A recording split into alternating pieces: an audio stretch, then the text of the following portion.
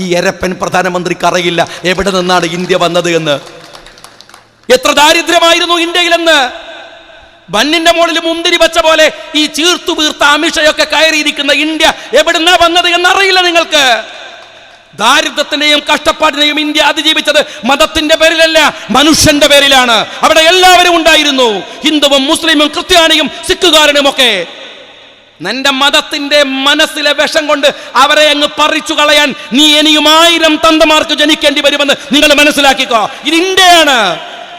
ഒരു 2ാം സ്വാതന്ത്ര്യ സമരത്തിൽ പങ്കെടുക്കാൻ കഴിഞ്ഞവരാണ് ഞങ്ങളെന്ന് ഈ പുതിയ തലമുറയിലെ കുട്ടികൾ അഭിമാനിക്കുന്നു. ആ കുട്ടികൾക്ക് അഭിമാനമുണ്ട്. ഇന്ത്യയെ തിരിച്ചു പിടിക്കാനുള്ള സമരമാണിത്. ഒറ്റുകാർ വരുമ്പോൾ ജാഗ്രതയായിരിക്കുക, ജാഗ്രവത്തായി നിൽക്കുക, അവർക്കെതിരെ പൊരുതാനുള്ള കരുത്തായി മനസ്സിൽ സൂക്ഷിക്കുക. സമരങ്ങൾ അവസാനിച്ച് വീട്ടിൽ പോയാലും നെഞ്ചിൻ കൂട്ടിലെ രാഷ്ട്രീയത്തിന്റെ നെരിപ്പോട് കെടുത്താതെ ഇരിക്കുക. നമ്മളുടെ നാട് ലോകത്തിലെ ഏറ്റവും ശ്രദ്ധേയമായ രാജ്യങ്ങളിലൊന്നാണ്. കഴിഞ്ഞ ആഴ്ചയിൽ സ്വിറ്റ്സർലൻഡിൽ നടന്ന വേൾഡ് എക്കണോമിക് ഫോറത്തിനകത്ത് ലോകത്തിലെ ശതകോടീശ്വരൻ എന്ന് വിളിക്കുന്ന ലോകധനാഢ്യന്മാരിലെ ശ്രദ്ധേയനായ ജോർജ് സോറൻ അദ്ദേഹത്തിൻ്റെ പ്രസംഗം ആരംഭിച്ചത് ഇന്ത്യയെ അഭിസംബോധന ചെയ്യുമ്പോൾ ഗ്രേറ്റ് ഇന്ത്യ എന്ന് പറഞ്ഞുകൊണ്ടാണ്.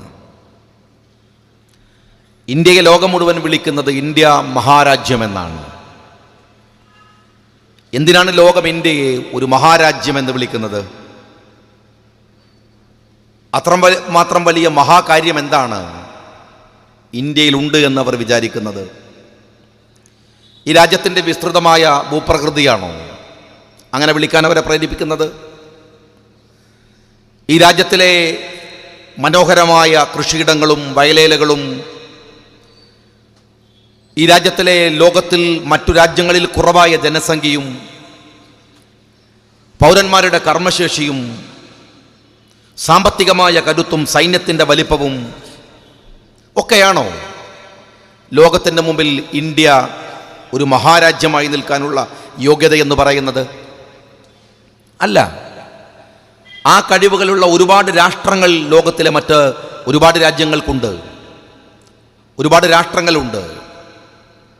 അവർക്കൊക്കെ ഈ പ്രത്യേകതകളുമുണ്ട്. ലോകത്തിൻ്റെ മുമ്പിൽ ഇന്ത്യ വ്യത്യസ്തമാകുന്നത്, വ്യതിരിക്തമായി നിൽക്കുന്നത് ഇന്ത്യയുടെ മഹോന്നതമായ ഭരണഘടന കൊണ്ടാണ്. ഇന്ത്യ പ്രതിനിധാനം ചെയ്യുന്ന വ്യത്യസ്തമായ നിരീക്ഷണങ്ങൾ കൊണ്ടും കാഴ്ചപ്പാടും കൊണ്ടാണ്. ഇന്ത്യ ഒരു തിയോക്രാറ്റിക് സ്റ്റേറ്റ് അല്ല, മതാധിഷ്ഠിതമായ ഒരു രാജ്യമല്ല. എന്നാൽ ഇന്ത്യ എല്ലാ മതങ്ങളെയും ഉൾക്കൊള്ളുന്ന ഒരു രാജ്യമാണ്. ഏത് മതത്തിൽ വിശ്വസിക്കാനും പ്രചരിപ്പിക്കാനും വിശ്വസിക്കാതിരിക്കാനും സ്വാതന്ത്ര്യമുള്ള ഒരു രാജ്യമാണ് ഇന്ത്യ. മതാധിഷ്ഠിതമല്ല ഇന്ത്യ, എന്നാൽ എല്ലാ മതങ്ങളും ഉള്ളതാണ് ഇന്ത്യ. ഈ രാജ്യം ഭൂരിപക്ഷമുള്ളവരുടേത് അല്ല. ഭൂരിപക്ഷമുള്ളവർക്ക് ഈ രാജ്യം ഭരിക്കാം, ഭൂരിപക്ഷമുള്ളവരാണ് രാജ്യം ഭരിക്കുന്നത്. പക്ഷെ എന്നു കരുതി രാജ്യം ഭരിക്കുന്നവൻ്റെതല്ല. അതുകൊണ്ടാണ് രാജ്യം ഭരിക്കുന്നവനെയൊക്കെ 5 വർഷം കഴിയുമ്പോൾ നമ്മൾ ജനങ്ങൾ തെരുവിലിറക്കി അവനെ വീണ്ടും ഹിതപരിശോധന നടത്തുന്നത്.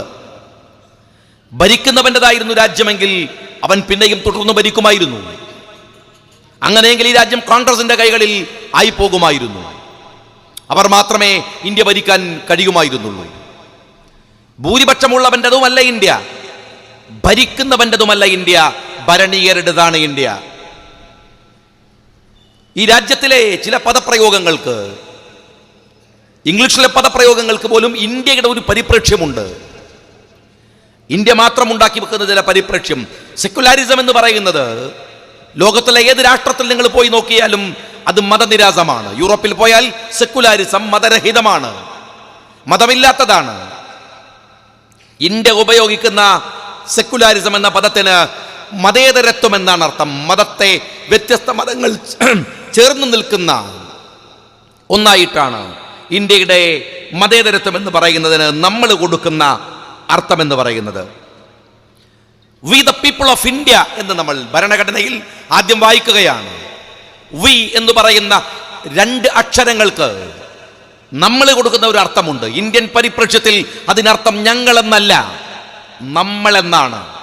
നമ്മൾ, മാറ്റി നിർത്താൻ ആരുമില്ലാത്ത നമ്മൾ, അപ്പുറത്ത് നിൽക്കാൻ ആരുമില്ലാത്ത നമ്മൾ, നമ്മളെല്ലാവരും ഇന്ത്യക്കാർ.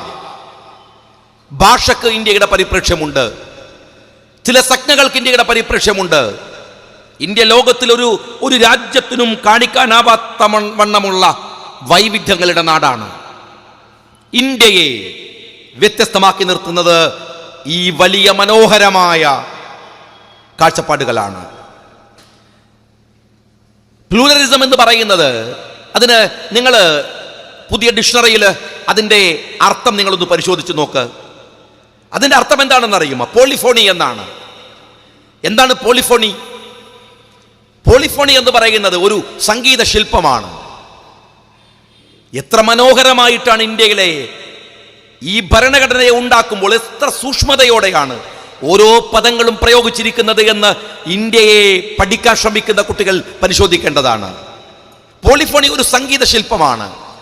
എങ്ങനെയാണത്? വ്യത്യസ്തമായ ഇൻസ്ട്രുമെന്റുകൾ, ഹാർമോണിയം ഉണ്ടാവും, തബലയുണ്ടാകും, ഗിറ്റാർ ഉണ്ടാവും, മാറി മാറി ഒരുപാട് മ്യൂസിക്കൽ ഇൻസ്ട്രുമെന്റ്സുകൾ, ഇതെല്ലാം ചേർന്ന് വ്യത്യസ്തമായ താള ലയത്തോടുകൂടെ അവരുണ്ടാക്കുന്ന മനോഹരമായ മ്യൂസിക്കൽ ശില്പത്തിനാണ് പോളിഫോണി എന്ന് പറയുക. ഇന്ത്യയുടെ പോളിഫോണി എന്ന് പറയുന്നത് ഇവിടുത്തെ ഹിന്ദുവും മുസ്ലിമും ക്രിസ്ത്യാനിയും ബുദ്ധനും അടങ്ങുന്ന 4599 ജാതിയും മതങ്ങളും അടങ്ങുന്ന അവന്റെ സ്വരങ്ങളും അവന്റെ ഭാവങ്ങളും ഒക്കെ ലയിപ്പിച്ചെടുക്കുന്ന ഒരു പോളിഫോണിയാണ്, ഒരു സംഗീത ശില്പമാണ് ഇന്ത്യ എന്ന് പറയുന്നത്. അതാണ് ലോകത്തിൽ നിന്ന് ഇന്ത്യയെ മാറ്റി നിർത്തുന്ന സവിശേഷത എന്ന് പറയുന്നത്. ആ രാജ്യത്തെയാണ്, രാജ്യത്തെക്കുറിച്ചൊരു ബോധവുമില്ലാത്ത, ധാരണയില്ലാത്ത, ഈ രാജ്യം എന്ന് പറയുന്നതിനോട് പരമമായ പുച്ഛമുള്ള, വിദേശ രാജ്യങ്ങളോട് മാത്രം ഇമ്പങ്ങളും താല്പര്യങ്ങളും വെച്ച് പുലർത്തുന്ന കുറെ അപകടകാരികൾ തകർക്കാൻ ശ്രമിച്ചത്. അവർ തകർക്കാൻ ശ്രമിച്ചത് രാജ്യത്തിന്റെ ഈ മൗലികതയാണ്, അടിസ്ഥാനപരമായ മൂല്യങ്ങളെയാണ്. അതുകൊണ്ടാണല്ലോ അമിത്ഷാ ഇന്ത്യയുടെ പാർലമെന്റിൽ CAA അവതരിപ്പിക്കുമ്പോൾ പറഞ്ഞത്. എന്ത് വിഡ്ഢിത്തങ്ങൾ നിറഞ്ഞ പ്രസംഗമായിരുന്നു അദ്ദേഹത്തിൻ്റെത്. പതിറ്റാണ്ടുകൾ ചരിത്രമുള്ള ഒരു ഇന്ത്യയിലെ എത്രയോ വലിയ ബുദ്ധിജീവികൾ ഇരുന്നാലോചിച്ച്, പടുതുകൾ പിന്നെയും പിന്നെയും അടച്ച്, എത്രയോ ദിനരാത്രങ്ങൾ ഉറക്കമിളച്ച്, കോടിക്കണക്കിന് ജനങ്ങളോട് സംവദിച്ച് രാജ്യമുണ്ടാക്കിയ ഒരു ഭരണഘടന ഒരൽപ്പനായ അമിത്ഷാ ഒരു ദിവസം കൊണ്ട് അങ്ങ് തകർത്ത് കളയുമ്പോൾ അയാൾക്കൊന്നും പറയാൻ ഉണ്ടാവില്ല. എന്നാലും അദ്ദേഹം പറഞ്ഞത് ഇങ്ങനെയാണ്. CAA കൊണ്ടുവരുമ്പോൾ അയാൾ പറഞ്ഞത് ബംഗ്ലാദേശിനും പാകിസ്ഥാനിനും അഫ്ഗാനിനും കുഴപ്പമുണ്ട്, അവരുടെ ഭരണഘടന കുഴപ്പമുള്ളതാണ്, ആ രാജ്യങ്ങൾ തിയോക്രാറ്റിക് സ്റ്റേറ്റ് ആണ്, അതുകൊണ്ട് അവരുടെ ഭരണഘടനയിലെ കുഴപ്പം തീർക്കാൻ ഇന്ത്യയുടെ ഭരണഘടന മാറ്റുന്നു. ഇതെന്തൊരു പൊട്ടത്തരമാണ്. നരേന്ദ്രമോദിയുടെ കണ്ണിൽ കരട് പോയാൽ അമിത്ഷായുടെ വായിക്കകത്തല്ലല്ലോ ഊതേണ്ടത്. പാകിസ്ഥാന്റെ കുഴപ്പമുണ്ടെങ്കിൽ, ബംഗ്ലാദേശിന് കുഴപ്പമുണ്ടെങ്കിൽ നിങ്ങൾ മാറ്റേണ്ടത് അവരുടെ ഭരണഘടനയാണ്, പവിത്രമായ ഇന്ത്യയുടെ ഭരണഘടനയല്ല. അതല്ലേ മാറ്റേണ്ടത്. നിങ്ങൾ എന്താണ് പാകിസ്ഥാനെ കുറിച്ച് പറയുന്ന ആക്ഷേപം? അവിടുത്തെ മൈനോറിറ്റിയോട് അവർ മോശമായി പെരുമാറുന്നു, അതുകൊണ്ട് അവർ ഇവിടെ വന്നാൽ അതല്ലേ പ്രശ്നം. അപ്പൊ നിങ്ങൾ എന്താ ചെയ്യുന്നത്? അവന്റെ പ്രശ്നങ്ങൾ പരിഹരിക്കാൻ നിങ്ങൾ ഇവിടുത്തെ മൈനോറിറ്റിയോട് മോശമായി പെരുമാറുന്നു. ഇതെന്താ സംബന്ധമാണ്? ശശി തരൂർ പറഞ്ഞത് ഇതാണ്. നിങ്ങൾ ഇന്ത്യയെ ഒരു കൊച്ചു പാകിസ്ഥാനാക്കാൻ ശ്രമിക്കുകയാണ്. നിങ്ങൾ ഇന്ത്യയെ പാകിസ്ഥാന്റെ മറ്റൊരു പരിച്ഛേദമാക്കി മാറ്റാൻ നിങ്ങൾ ശ്രമിക്കുകയാണ്. അവന്റെ ഭരണഘടനയിലെ കുഴപ്പങ്ങൾ പരിഹരിക്കാൻ ഇവിടെയല്ല, ഇന്ത്യയിലല്ല. ഞാൻ നിങ്ങളോട് ചോദിക്കട്ടെ, ഇന്ത്യയിൽ ജനിച്ച് ജീവിച്ച് 60 കൊല്ലം 70 കൊല്ലം 80 കൊല്ലം ഇന്ത്യയിൽ ജനിച്ച് ഇവിടെ ജീവിച്ച ഒരാൾ, അദ്ദേഹത്തിന്റെ ഈ രാജ്യത്തെ അത്രമേൽ സുരക്ഷിത ബോധത്തോടു കൂടിയല്ലേ എല്ലാവരും ജീവിക്കുന്നത്. നിർഭാഗ്യവശാൽ അയാൾക്ക് രേഖകളില്ല, കാണിക്കാൻ കഴിഞ്ഞില്ല. അയാളോട് നിങ്ങൾ പറയാണ്, നിങ്ങൾ രാജ്യം വിട്ടു പോകണം, അല്ലെങ്കിൽ ഡിറ്റൻഷൻ സെന്ററിലേക്ക് പോകണം. ഏത് കാലത്ത് ഇന്ത്യയും പാകിസ്ഥാനും തമ്മിൽ യുദ്ധം നടക്കുമ്പോൾ അയാൾ ഇന്ത്യയുടെ കൂടെയുണ്ട്. കാർഗിലിൽ യുദ്ധം നയിക്കുമ്പോൾ അയാൾ ഇന്ത്യയുടെ സേനയുടെ മുമ്പിൽ തോക്ക് പിടിച്ചുണ്ട്. പക്ഷെ രേഖയില്ല. അതുകൊണ്ട് പറയുന്നു, നിങ്ങൾ പാകിസ്ഥാനിൽ അല്ലെങ്കിൽ ഇവിടെ ജീവിക്കേണ്ടവനല്ല. ഇന്ത്യയും പാകിസ്ഥാനും തമ്മിൽ യുദ്ധം നടക്കുമ്പോൾ ഇന്ത്യക്കെതിരെ നിന്ന ഒരാൾ, ഇന്ത്യക്കെതിരായി പട നയിച്ച ഒരാൾ പാകിസ്ഥാനിൽ നിന്ന് ഇന്ത്യയിലേക്ക് വന്നാൽ ഈ രാജ്യം അയാൾക്ക് രേഖയുണ്ടാക്കി കൊടുക്കും. എന്തുമാത്രം രസകരമാണ് ഈ രാജ്യത്ത് വരുത്തിയിട്ടുള്ള ഭരണഘടന എന്ന് മാറ്റം എന്ന് പറയുന്നത്. ഈ രാജ്യത്ത് ജീവിച്ചവർക്ക് രേഖയില്ലെങ്കിൽ ഡിറ്റൻഷൻ സെന്റർ, ഈ രാജ്യത്തു തന്നെ ജീവിക്കാത്തവന് ഈ രാജ്യം രേഖയുണ്ടാക്കി കൊടുക്കും. എന്തെല്ലാം അസംബന്ധങ്ങളാണ് നിങ്ങൾ പറയാൻ ശ്രമിക്കുന്നത്. മറ്റൊന്ന്, മതത്തെ ഒരു ക്രിമിനൽ ശിക്ഷാവിധിക്ക് മതമെന്നതിനെ കാരണമാക്കാൻ എങ്ങനെയാണ് കഴിയുക? ഞാൻ ചോദിക്കുന്നത്, മതം എന്ന് പറയുന്നത് എന്താണ്? നിങ്ങൾ അയാൾ ക്രിസ്ത്യാനിയാണ് എന്നതുകൊണ്ട് അയാളെ തൂക്കിക്കൊല്ലാൻ വിധിച്ചു എന്ന് വെക്കുക. ക്രിസ്ത്യാനി ആയതുകൊണ്ട് അയാളെ തൂക്കാൻ വിധിച്ചു, രാജ്യം കടത്താൻ തീരുമാനിച്ചു. രാജ്യം കടക്കാൻ പോകുന്നതിന്റെ തലേ ദിവസം അയാൾ പറഞ്ഞു, ഞാൻ ആ മതം വിട്ടു. തീർന്നില്ലേ? മതം അങ്ങനെ വിടാലോ. മതം വിടാൻ എന്താ പ്രയാസം? മതം എന്ന് പറയുന്നത് മനുഷ്യന്റെ ദേഹത്ത് കുത്തുന്ന ചാപ്പയല്ല. മതം അവന്റെ ഹൃദയത്തിനകത്തുള്ള ഒരു വിശ്വാസമാണ്. മതം അവന്റെ ഹൃദയത്തിനകത്ത്, മൻ എന്ന് പറയുന്ന സംസ്കൃത പദത്തിൽ നിന്നാണ് മതം എന്ന് പറയുന്ന പ്രയോഗം ഉണ്ടാവുന്നത്. അമിഷക്ക് എന്ത് സംസ്കൃതം, അമിഷക്ക് എന്ത് പാരമ്പര്യം, അയാൾക്ക് എന്തറിയാം? മതം എന്ന് പറയുന്നത് ഒരു ചാപ്പക്കുത്തലല്ല. മതം ഒരു വിശ്വാസമാണ്. ഹൃദയത്തിനകത്ത് ഞാൻ എൻ്റെ മനസ്സിൽ ഉറപ്പിച്ചു വെക്കുന്ന വിശ്വാസമാണ്. ഞാനതങ്ങ് വിട്ടാൽ തീർന്നോ? നിങ്ങൾ ഇവിടെ ഇന്ത്യയിലേക്ക് തസ്ലീമ നസറിനെ കൊണ്ടുവന്ന് ഈ രാജ്യം പൗരത്വം കൊടുത്തു. ആരാണ് തസ്ലീമ നസറിൻ? ബംഗ്ലാദേശുകാരിയാണ്. എന്തിനാണ് നസറിന് ബംഗ്ലാദേശിൽ നിന്ന് വിട്ടുപോകേണ്ടി വന്നത്?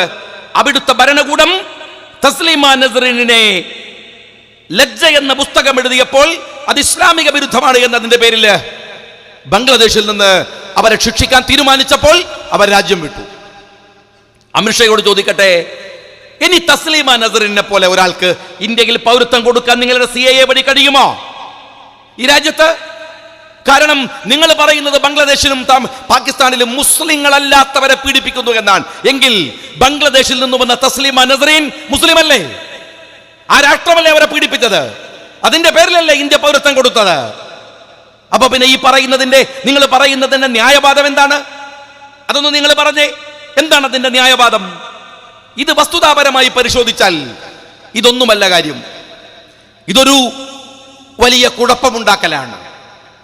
മനുഷ്യന്റെ മനസ്സിൽ മതിൽ കെട്ടാനുള്ള പരിശ്രമമാണ്. നിങ്ങൾ തിരിച്ചറിയേണ്ട ഒരു കാര്യമുണ്ട്, രാജ്യം ഭരിക്കാൻ വൈകാരികത കൊണ്ട് സാധിക്കില്ല. ഞാൻ എപ്പോഴും പറയാറുണ്ട്, രാജ്യം ഭരിക്കാൻ വൈകാരികത കൊണ്ട് കഴിയില്ല. രാജ്യത്ത് ഭൂരിപക്ഷം കിട്ടാൻ വൈകാരികത മതി, മതം പറഞ്ഞാൽ മതി. മതം പോലെയുള്ള ഒരു കുഴപ്പം പിടിച്ച ആളുകളെ വശത്താക്കാൻ കഴിയുന്ന വേറെ ഉപകരണമില്ലല്ലോ. മതം ഉപയോഗിക്കാം, പക്ഷെ വൈകാരികത കൊണ്ട് രാജ്യം ഭരിക്കാനാവില്ല. നിങ്ങൾ എല്ലാവരെയും മതം പറഞ്ഞിളക്കി വിട്ട് വർഗീയത കൊണ്ട് രാജ്യത്ത് ഭൂരിപക്ഷം ഉണ്ടാക്കി ഭരിക്കാൻ വന്നു. പക്ഷെ നിങ്ങൾക്കിത് അറിയില്ല, നിങ്ങൾ ഇതുവരെ പഠിച്ചിട്ടില്ല. രാഷ്ട്രമീമാംസയുടെ ബാലപാഠം പോലും ഈ നരേന്ദ്രമോദിക്കും അമിത്ഷയ്ക്കും അറിയില്ല. അതിന്റെ ഫലം എന്താണ്? രാജ്യം കടുത്ത സാമ്പത്തിക പ്രതിസന്ധിയിലേക്ക് കൂപ്പുകുത്തുകയാണ്. അല്ലാതെ ഇവിടുത്തെ മുസ്ലിങ്ങളെ അങ്ങ് ഇല്ലാതാക്കി കളയാം എന്ന് നിങ്ങൾക്ക് സ്വപ്നം കാണുന്നില്ല എന്നും ഞങ്ങൾക്കറിയാം. കാരണം അത് നടക്കണ കാര്യമൊന്നുമല്ല. എന്തുകൊണ്ടെന്നറിയോ? നമ്മൾ മലയാളികളാണ്, നമ്മൾ ഇന്ത്യക്കാരനാണ്. അവിടെ മാത്രം തീരുന്നില്ലല്ലോ പ്രശ്നം. നമ്മളൊരു അന്താരാഷ്ട്ര പൗരന്മാരാണ്. ഒരു രാജ്യത്തെ റെഫ്യൂജി ആരാണ്? ഒരു രാജ്യത്ത് അതിരു കടന്നു വരുന്നവൻ ആരാണ്?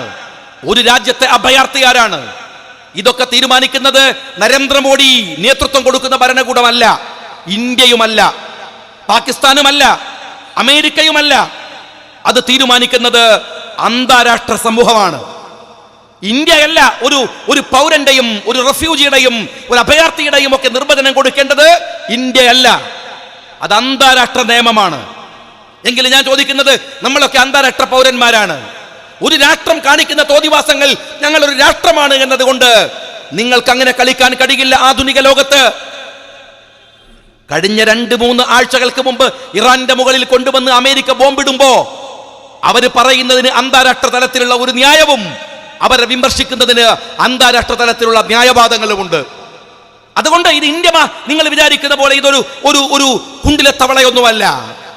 നിങ്ങൾക്ക് ഇവിടുത്തെ മുസ്ലിങ്ങളെ, അതും 25 കോടിയോളം വരുന്ന മുസ്ലിങ്ങളെ അവരെ അങ്ങ് തിന്നു തീർക്കാൻ പറ്റിയ വയറൊന്നും നരേന്ദ്രമോദിക്കും അമിത്ഷയ്ക്കും ഇല്ലെന്നത് കാലത്തിനറിയാം. നിങ്ങൾക്കൊന്നാവാൻ പോണില്ല. അതൊക്കെ ചുമ്മാ നിങ്ങൾ പടായി ഇവിടെയാണ്. നിങ്ങൾ സത്യത്തിൽ ഇവിടുത്തെ ഹിന്ദുവിനെയും മുസ്ലിമിനെയും തമ്മിൽ തെറ്റിച്ച് നിങ്ങൾ ചെയ്യുന്നത് നിങ്ങളുടെ കഴിവുകേടുകളെ മറക്കുകയാണ്. അതാണ് വസ്തുത. നിങ്ങൾക്ക് ഭരിക്കാൻ അറിയില്ല. ഞാൻ പറഞ്ഞല്ലോ, രാഷ്ട്രത്തെക്കുറിച്ച് നിങ്ങൾക്കറിയില്ല, ഈ സാമ്പത്തിക രംഗത്തെക്കുറിച്ച് നിങ്ങൾക്കറിയില്ല. നോട്ട് നിരോധനം നടത്തുമ്പോൾ ഒരു അന്തംഗം ഈ പൊട്ടൻ പോലും ചെയ്യാത്തതാണ് ഇന്ത്യയുടെ പ്രധാനമന്ത്രി ചെയ്തു വെച്ചത്. നിങ്ങൾക്കറിയില്ല.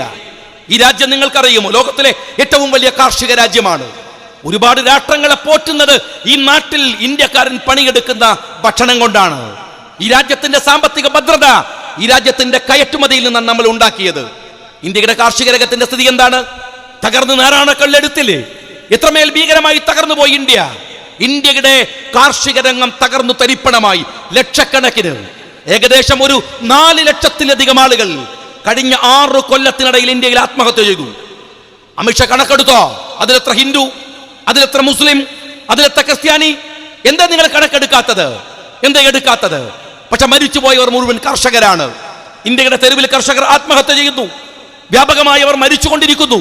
ഇന്ത്യയുടെ കാർഷിക ഉൽപ്പന്നങ്ങൾ ലോകത്തിന്റെ വിപണിയിലേക്ക് കയറ്റി അയക്കാനാവാത്ത വണ്ണം തെരുവിൽ തകർന്നുകൊണ്ടിരിക്കുന്നു. അപ്പോഴാണ് നരേന്ദ്രമോദി പറയുന്നത്, ഏയ് കാർഷിക രംഗം തകർന്നോട്ടെ എന്ന്, ഞാൻ ഇന്ത്യയെ ഡിജിറ്റൽ ഇന്ത്യയാക്കും, കോപ്പിലെ ഇന്ത്യയാക്കുമെന്നാണ് പറയേണ്ടത്. നരേന്ദ്രമോദി ഡിജിറ്റൽ ഇന്ത്യയാക്കണമെങ്കിൽ ഇന്ദ്രൻസ് പറഞ്ഞ പോലെ മിനിമം ഇന്റർനെറ്റ് എങ്കിലും വേണം. കഴിഞ്ഞ 2019 100 തവണയാണ് നിങ്ങൾ ഇന്റർനെറ്റ് ഇന്ത്യയിൽ ഡിസ്കണക്ട് ചെയ്തത്.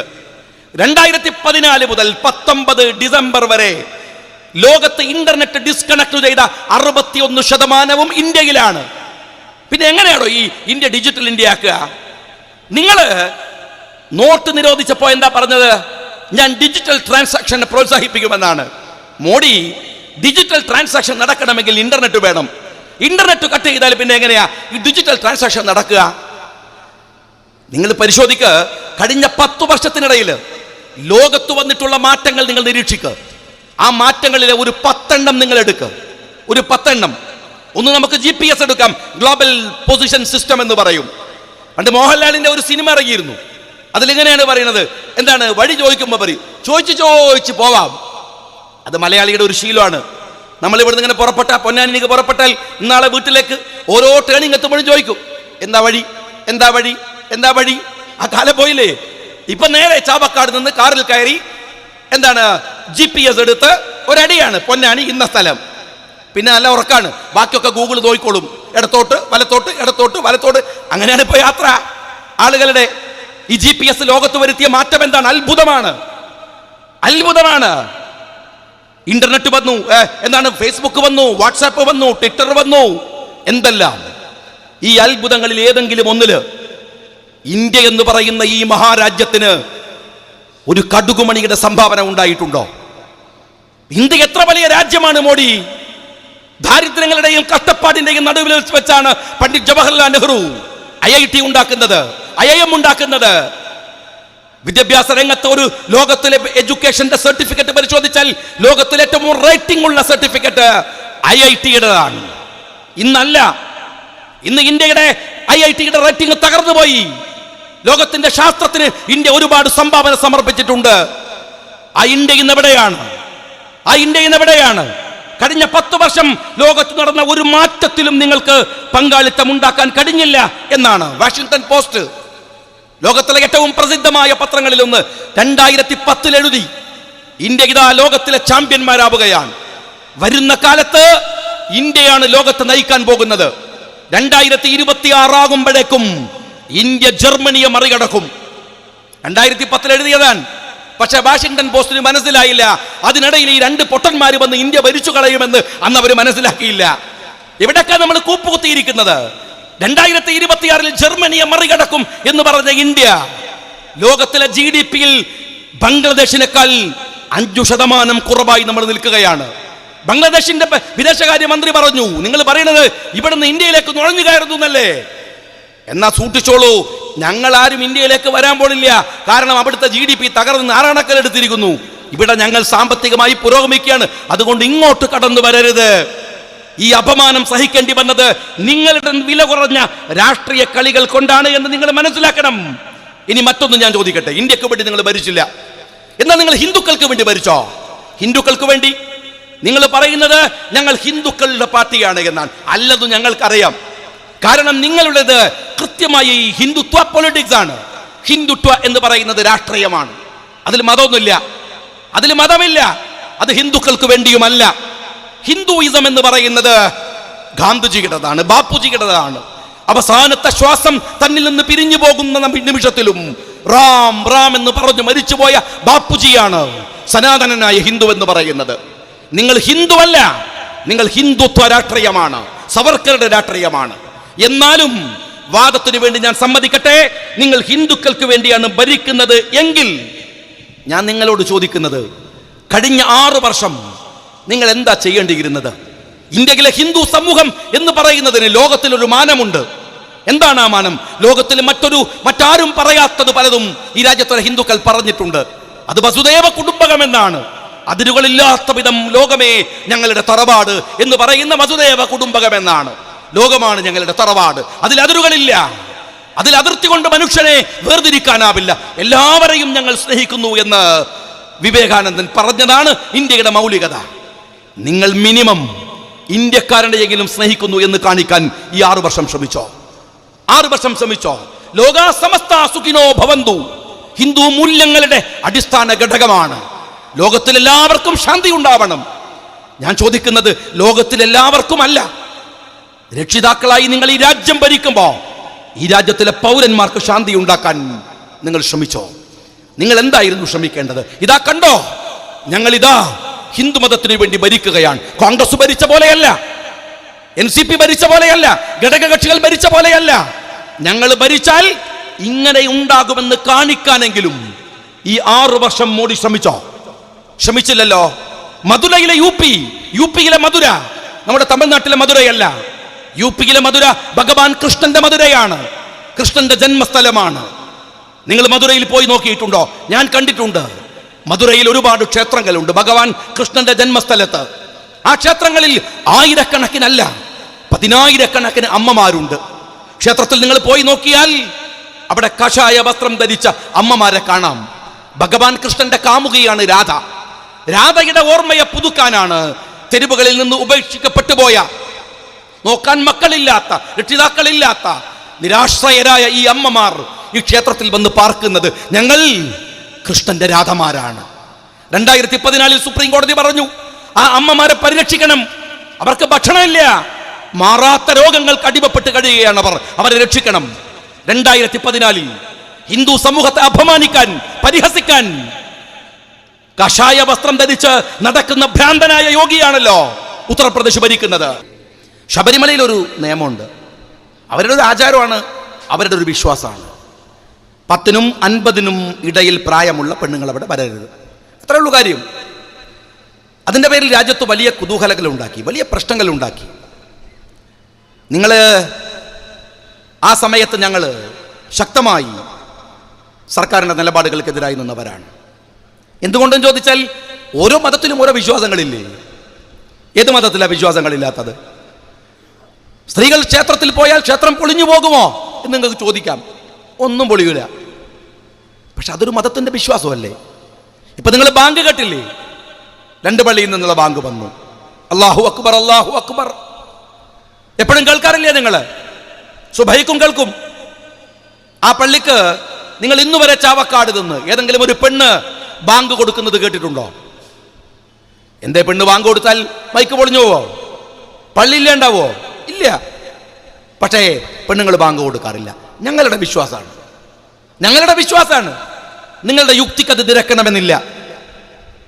കാണാത്ത അള്ളാഹുവിനെയാണ് ഞങ്ങൾ ആരാധിക്കുന്നത്. എന്തിനാ ഈ കാണാത്ത അള്ളാഹുവിനെ? എന്തെങ്കിലും ഒന്ന് കണ്ടിട്ട് പോരെ? നിങ്ങൾക്ക് ചോദിക്കാം, യുക്തി ഉള്ളതൊക്കെ വിശ്വസിക്കുന്നത് എന്താ കാര്യമുള്ളത്? യുക്തിക്ക് നിരക്കുന്നത് മാത്രം വിശ്വസിക്കുന്നെങ്കിൽ വിശ്വാസത്തിന്റെ ഫലം എന്താണ്? വിശ്വാസം എന്ന് പറയുന്നതിന് ഫലമുണ്ടോ? അത് നിങ്ങൾ യുക്തി കൊണ്ട് മറുപടി പറയുന്നതിന് മാത്രമല്ല, അതാണ് അത് നെഞ്ചിൻ കൂട്ടിനകത്താണെന്ന്. ഇന്നക്രമക്കും ഇൻദല്ലാഹി യതഖാക്കും, ഹൃദയത്തിനകത്തേക്ക് മാത്രമാണ് എന്റെ നോട്ടമെന്ന് അല്ലാഹു വിശുദ്ധ ഖുർആനിൽ പറയുന്നത്. ഹൃദയത്തിനകത്ത് ഞങ്ങൾ സൂക്ഷിക്കുന്ന വിശ്വാസമാണ്. എല്ലാ മതത്തിലും അതുണ്ട്. അതുകൊണ്ട് ശബരിമലയിൽ അവരുടെ വിശ്വാസത്തെ നിങ്ങൾ ചോദ്യം ചെയ്യരുത് എന്ന് ഞങ്ങൾ പറഞ്ഞു. അതിന്റെ പേരിൽ നിങ്ങൾ രാജ്യത്ത് മതിലുണ്ടാക്കി. എനിക്ക് ഏറ്റവും വലിയ സങ്കടമുള്ള കാര്യം അതായിരുന്നു. മതിലുണ്ടാക്കി നിങ്ങൾ. ആ മതിലിൽ നിങ്ങൾ കൊണ്ടുവന്ന് ചെയ്യരുതാത്തത് ചെയ്തു. മാപ്പിള പെണ്ണുങ്ങളെ മതിലിൽ നിർത്തി നിങ്ങൾ അതിന്റെ ഫോട്ടോ എടുത്ത് പത്രങ്ങൾക്ക് കൊടുത്ത് ദേശാഭിമാനിയും കൈരളിയും അത് ആഘോഷിച്ചു. പാടുണ്ടായിരുന്നോ? മുസ്ലിം പെണ്ണുങ്ങൾക്ക് ആ മതിലിൽ എന്തായിരുന്നു കാര്യമുണ്ടായിരുന്നത്? പർദ്ദയിട്ട മതിലിൽ പോയി നിൽക്കുമ്പോൾ ആലോചിക്കണമായിരുന്നു. ഞങ്ങൾക്കും ഇതുപോലെയുള്ള ഒരുപാട് വിശ്വാസങ്ങളുണ്ട്, ഇതുപോലെയുള്ള രീതികളുണ്ട്.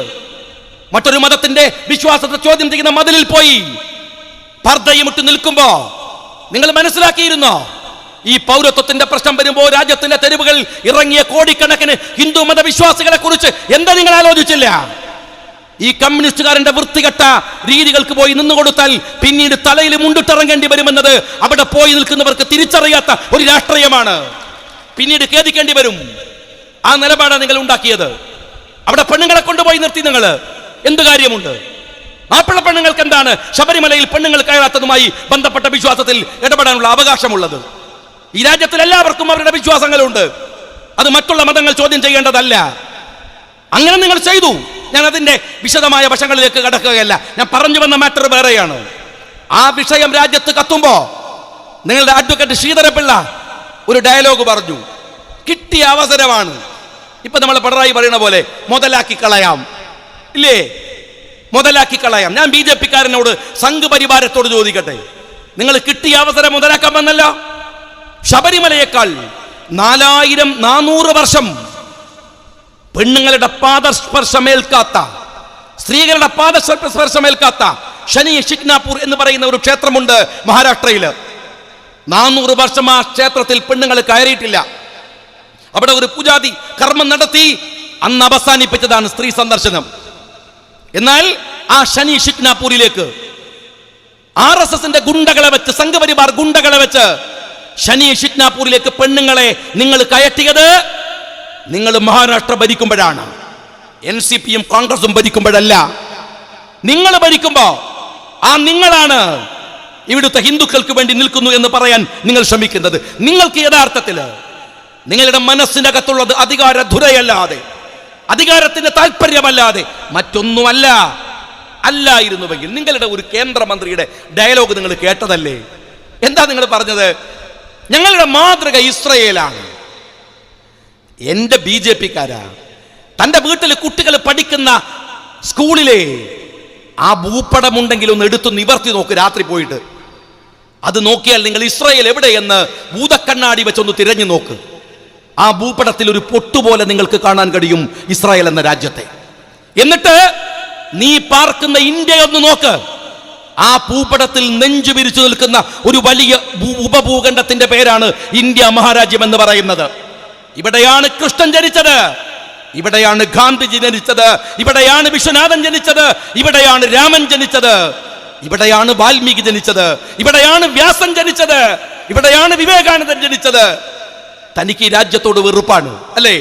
നിന്റെ മാതൃക ഇസ്രായേലാണ്. മനുഷ്യന്റെ ചോര കൊണ്ട് കുടിക്കുന്ന ഇസ്രായേല്. മാനുഷാദ എന്ന് പാടിയ വാൽമീകിയുടെ ഇന്ത്യ നിനക്ക് വെറുപ്പാണ്. നിനക്കിഷ്ടം ഇസ്രായേലിനോടാണ്. നിങ്ങളുടെ താല്പര്യങ്ങൾ എന്താണ് എന്ന് പരിശോധിക്കാൻ അതിനെ കൂടുതൽ പോകേണ്ട കാര്യമല്ല.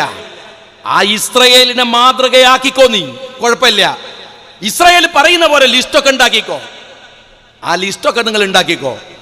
പക്ഷെ ഇസ്രായേൽ വിചാരിച്ചാലൊന്നും ഒരു ജനതയെ നിഷ്കാസനം ചെയ്യാൻ കഴിയില്ല എന്ന് അവർ ഫലസ്തീനിലെ മുസ്ലിങ്ങൾക്ക് മുമ്പിൽ തോറ്റുമുട്ടുമടക്കി നിൽക്കുന്നത് നിങ്ങൾ കണ്ടുകൊണ്ടിരിക്കുകയാണ്. വിരല് കൊണ്ടെണ്ണി തീർക്കാം ഫലസ്തീനിലെ മുസ്ലിങ്ങളെ, വിരല് കൊണ്ടെണ്ണി തീർക്കാം. ലോകത്തെ കെടുകിട വിറപ്പിക്കുന്ന ബുദ്ധിരാക്ഷസന്മാർ ഈ ഇസ്രായേലികൾ, ജൂതന്മാർ, ഈ നെതന്യാഹു എത്ര വർഷമായിടോ ചെയ്യുന്നത്? എന്തെല്ലാം അക്രമങ്ങൾ നടത്തി.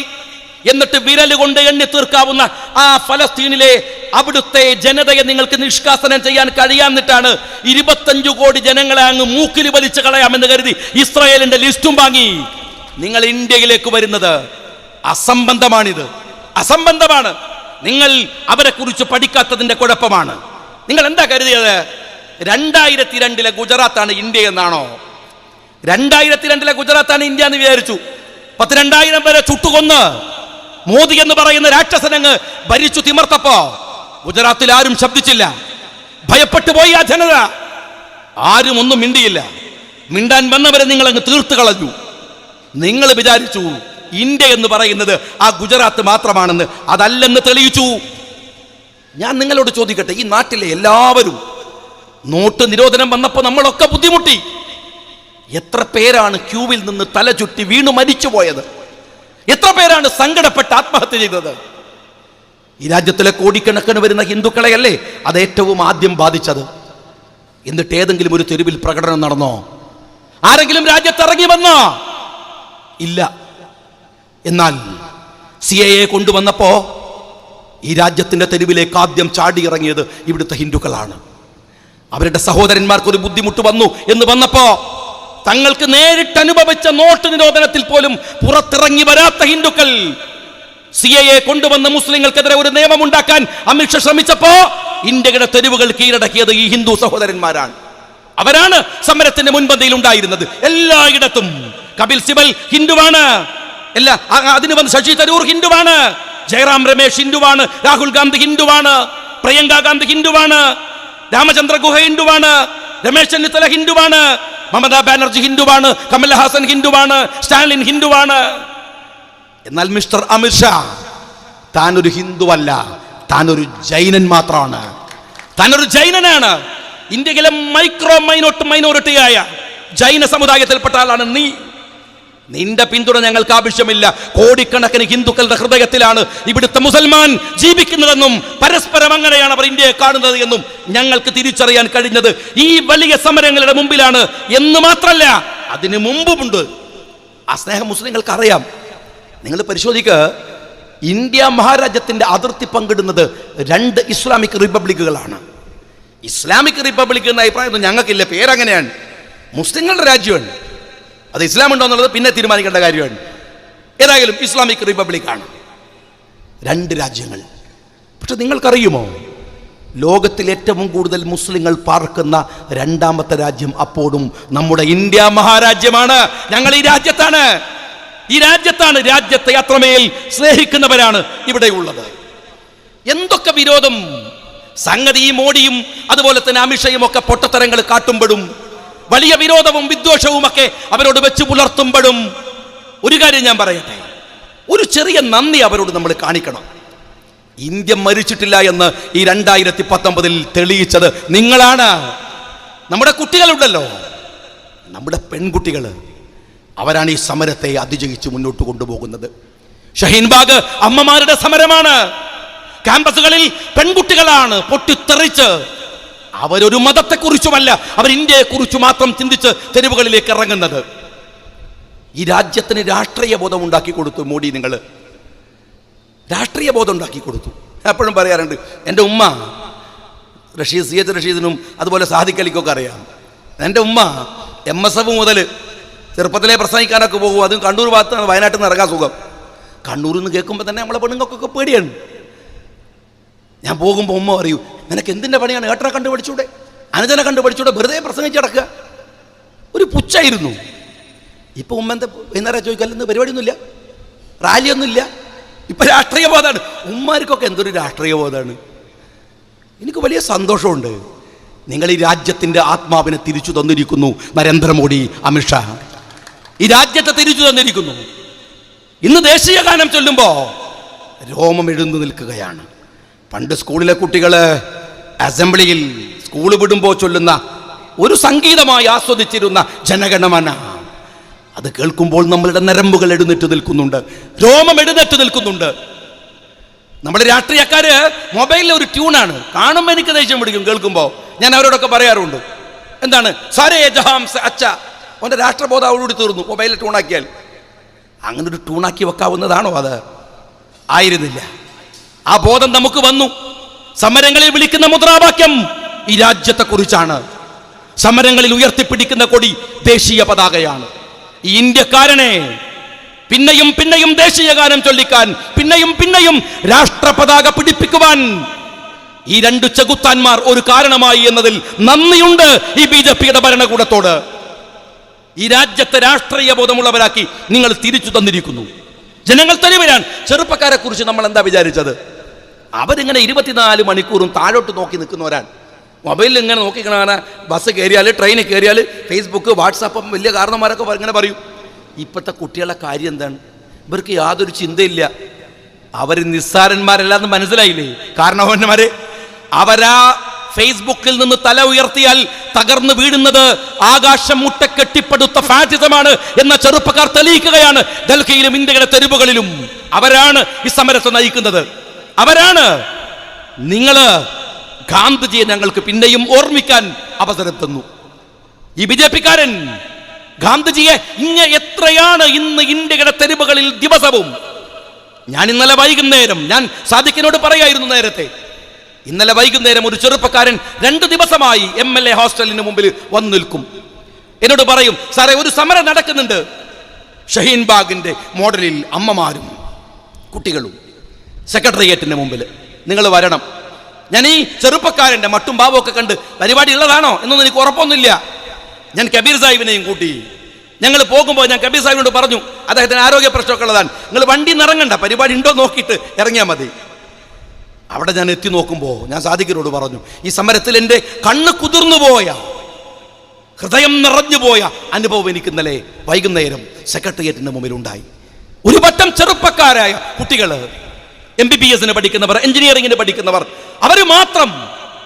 മേധ എന്ന് പറയുന്ന എൻ്റെ മണ്ഡലത്തിലെ ഒരു കുട്ടിയാണ് സമരം നയിക്കുന്നത് എന്നറിഞ്ഞപ്പോ ഞാൻ പറഞ്ഞു, ഒരു MLA ആയതിൽ, അതും മേധയെപ്പോലെ ഒരു പെൺകുട്ടി അവളുടെ മണ്ഡലത്തിലെ MLA ആയതിൽ ഞാൻ ഏറ്റവും കൂടുതൽ അഭിമാനിക്കുന്നു എന്ന് എനിക്ക് ഇന്നലെ പറയേണ്ടി വന്നു. അവിടെ നിന്ന് ആ പെൺകുട്ടികൾ നയിക്കുന്ന സമരമുണ്ട് അവിടെ. ഈ കേരളത്തിലെ തിരുവനന്തപുരത്തെ സെക്രട്ടേറിയറ്റിന് മുമ്പിലെ 24 മണിക്കൂർ സമരം. പഠിക്കുന്ന കുട്ടികൾ പുസ്തകം കൊണ്ടുവന്ന് നാളെ കോളേജിൽ പഠിക്കാനുള്ളത് രാത്രിയിൽ സമരപ്പന്തലിൽ ഇരുന്ന് തയ്യാറാക്കുകയാണ്. ഈ രാജ്യത്തിന്റെ തെരുവുകൾ മുഴുവൻ സമരത്തിലാണ്. എല്ലാവരും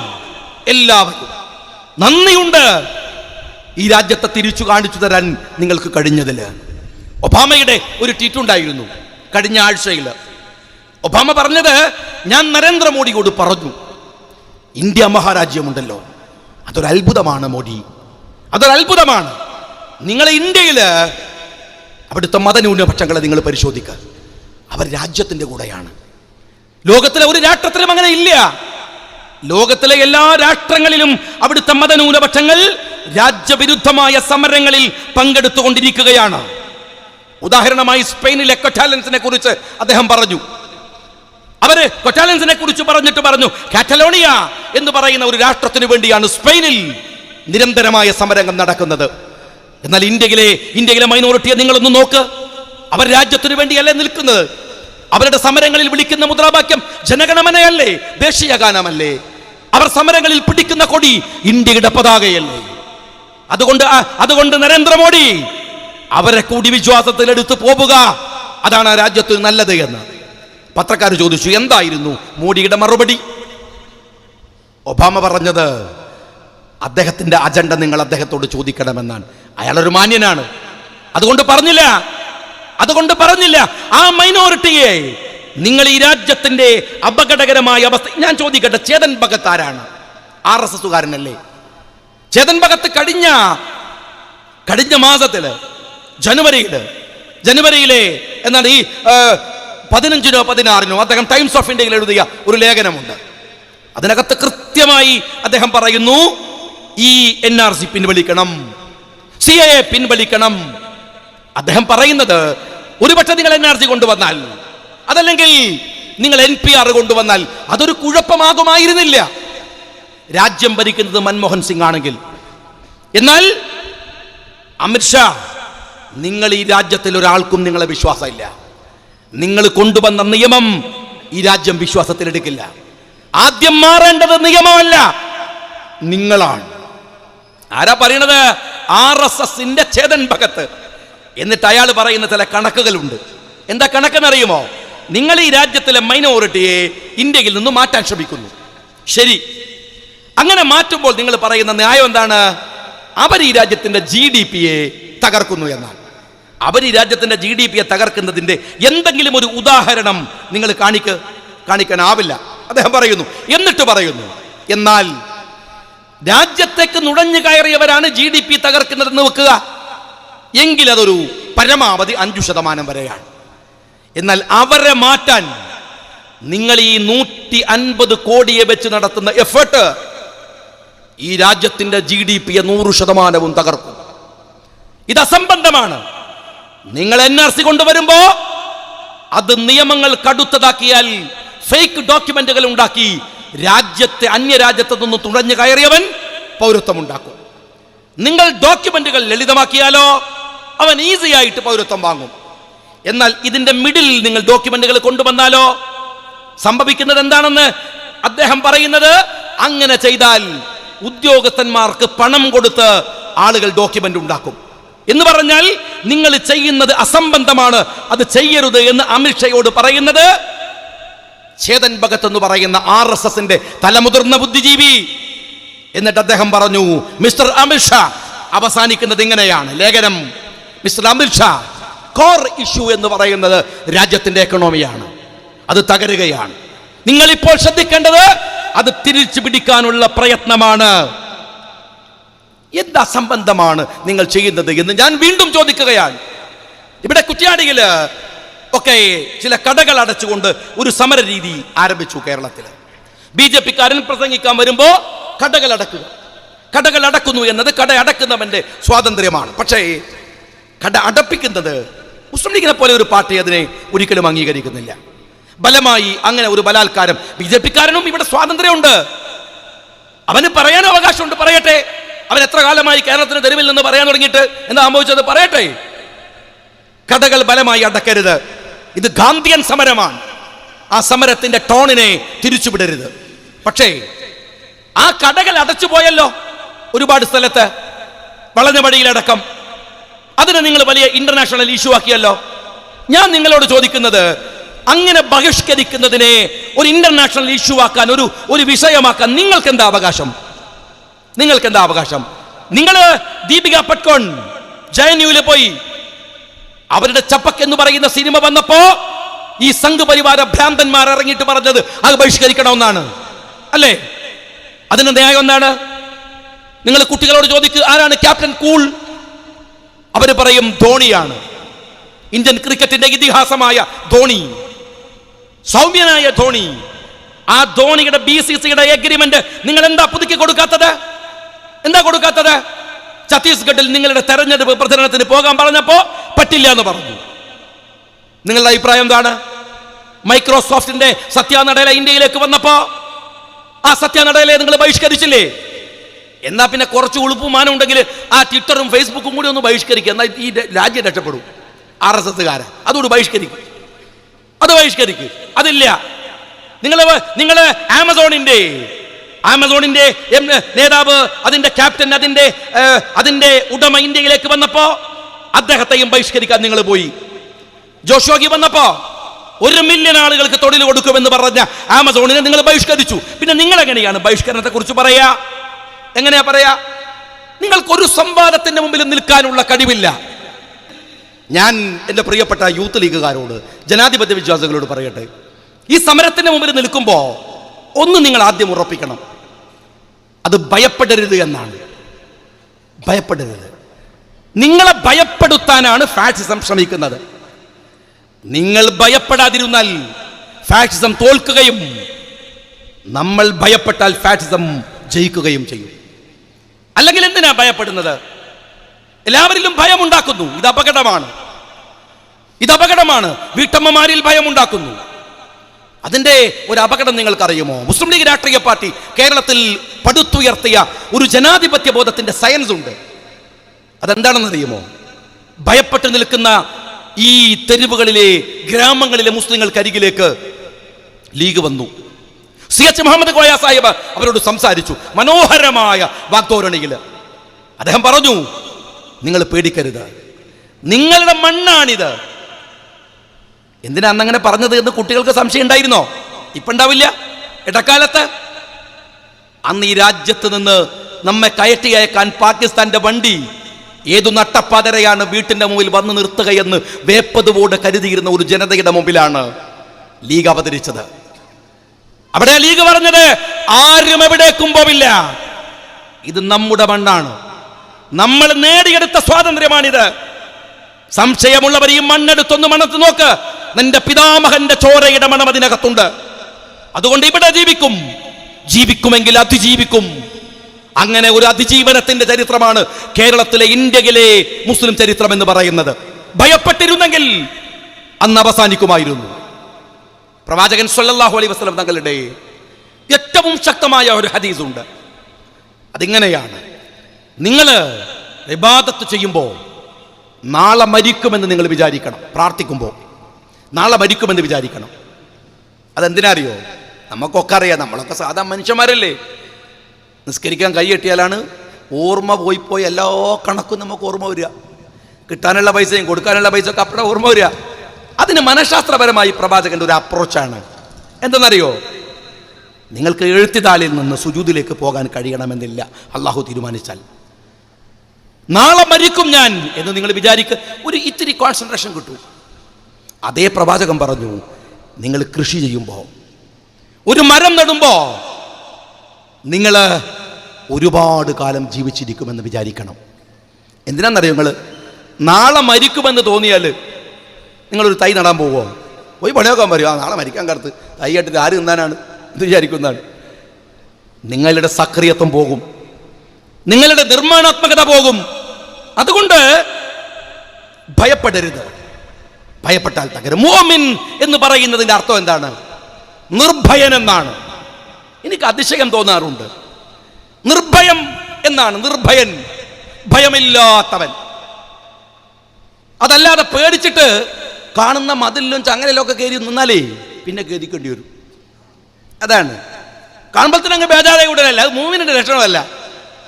അങ്ങനെ പേടിപ്പിക്കാൻ ആളുകളുണ്ട്, ഭയപ്പെടുത്താൻ ആളുകളുണ്ട്. അത് ശരിയല്ല. ഞാൻ മിനിഞ്ഞാന്ന് നിയമസഭയിൽ പറഞ്ഞു മുഖ്യമന്ത്രിയോട്, നിങ്ങൾ എന്തിനാണ് ഒരു വിഭാഗത്തെ, ഒരു ജനതയുടെ പ്രശ്നമാക്കി ഇതിനെ മാറ്റുന്നത്? ഇത് മുസ്ലിങ്ങളുടെ പ്രശ്നമാണോ? അല്ലല്ലോ.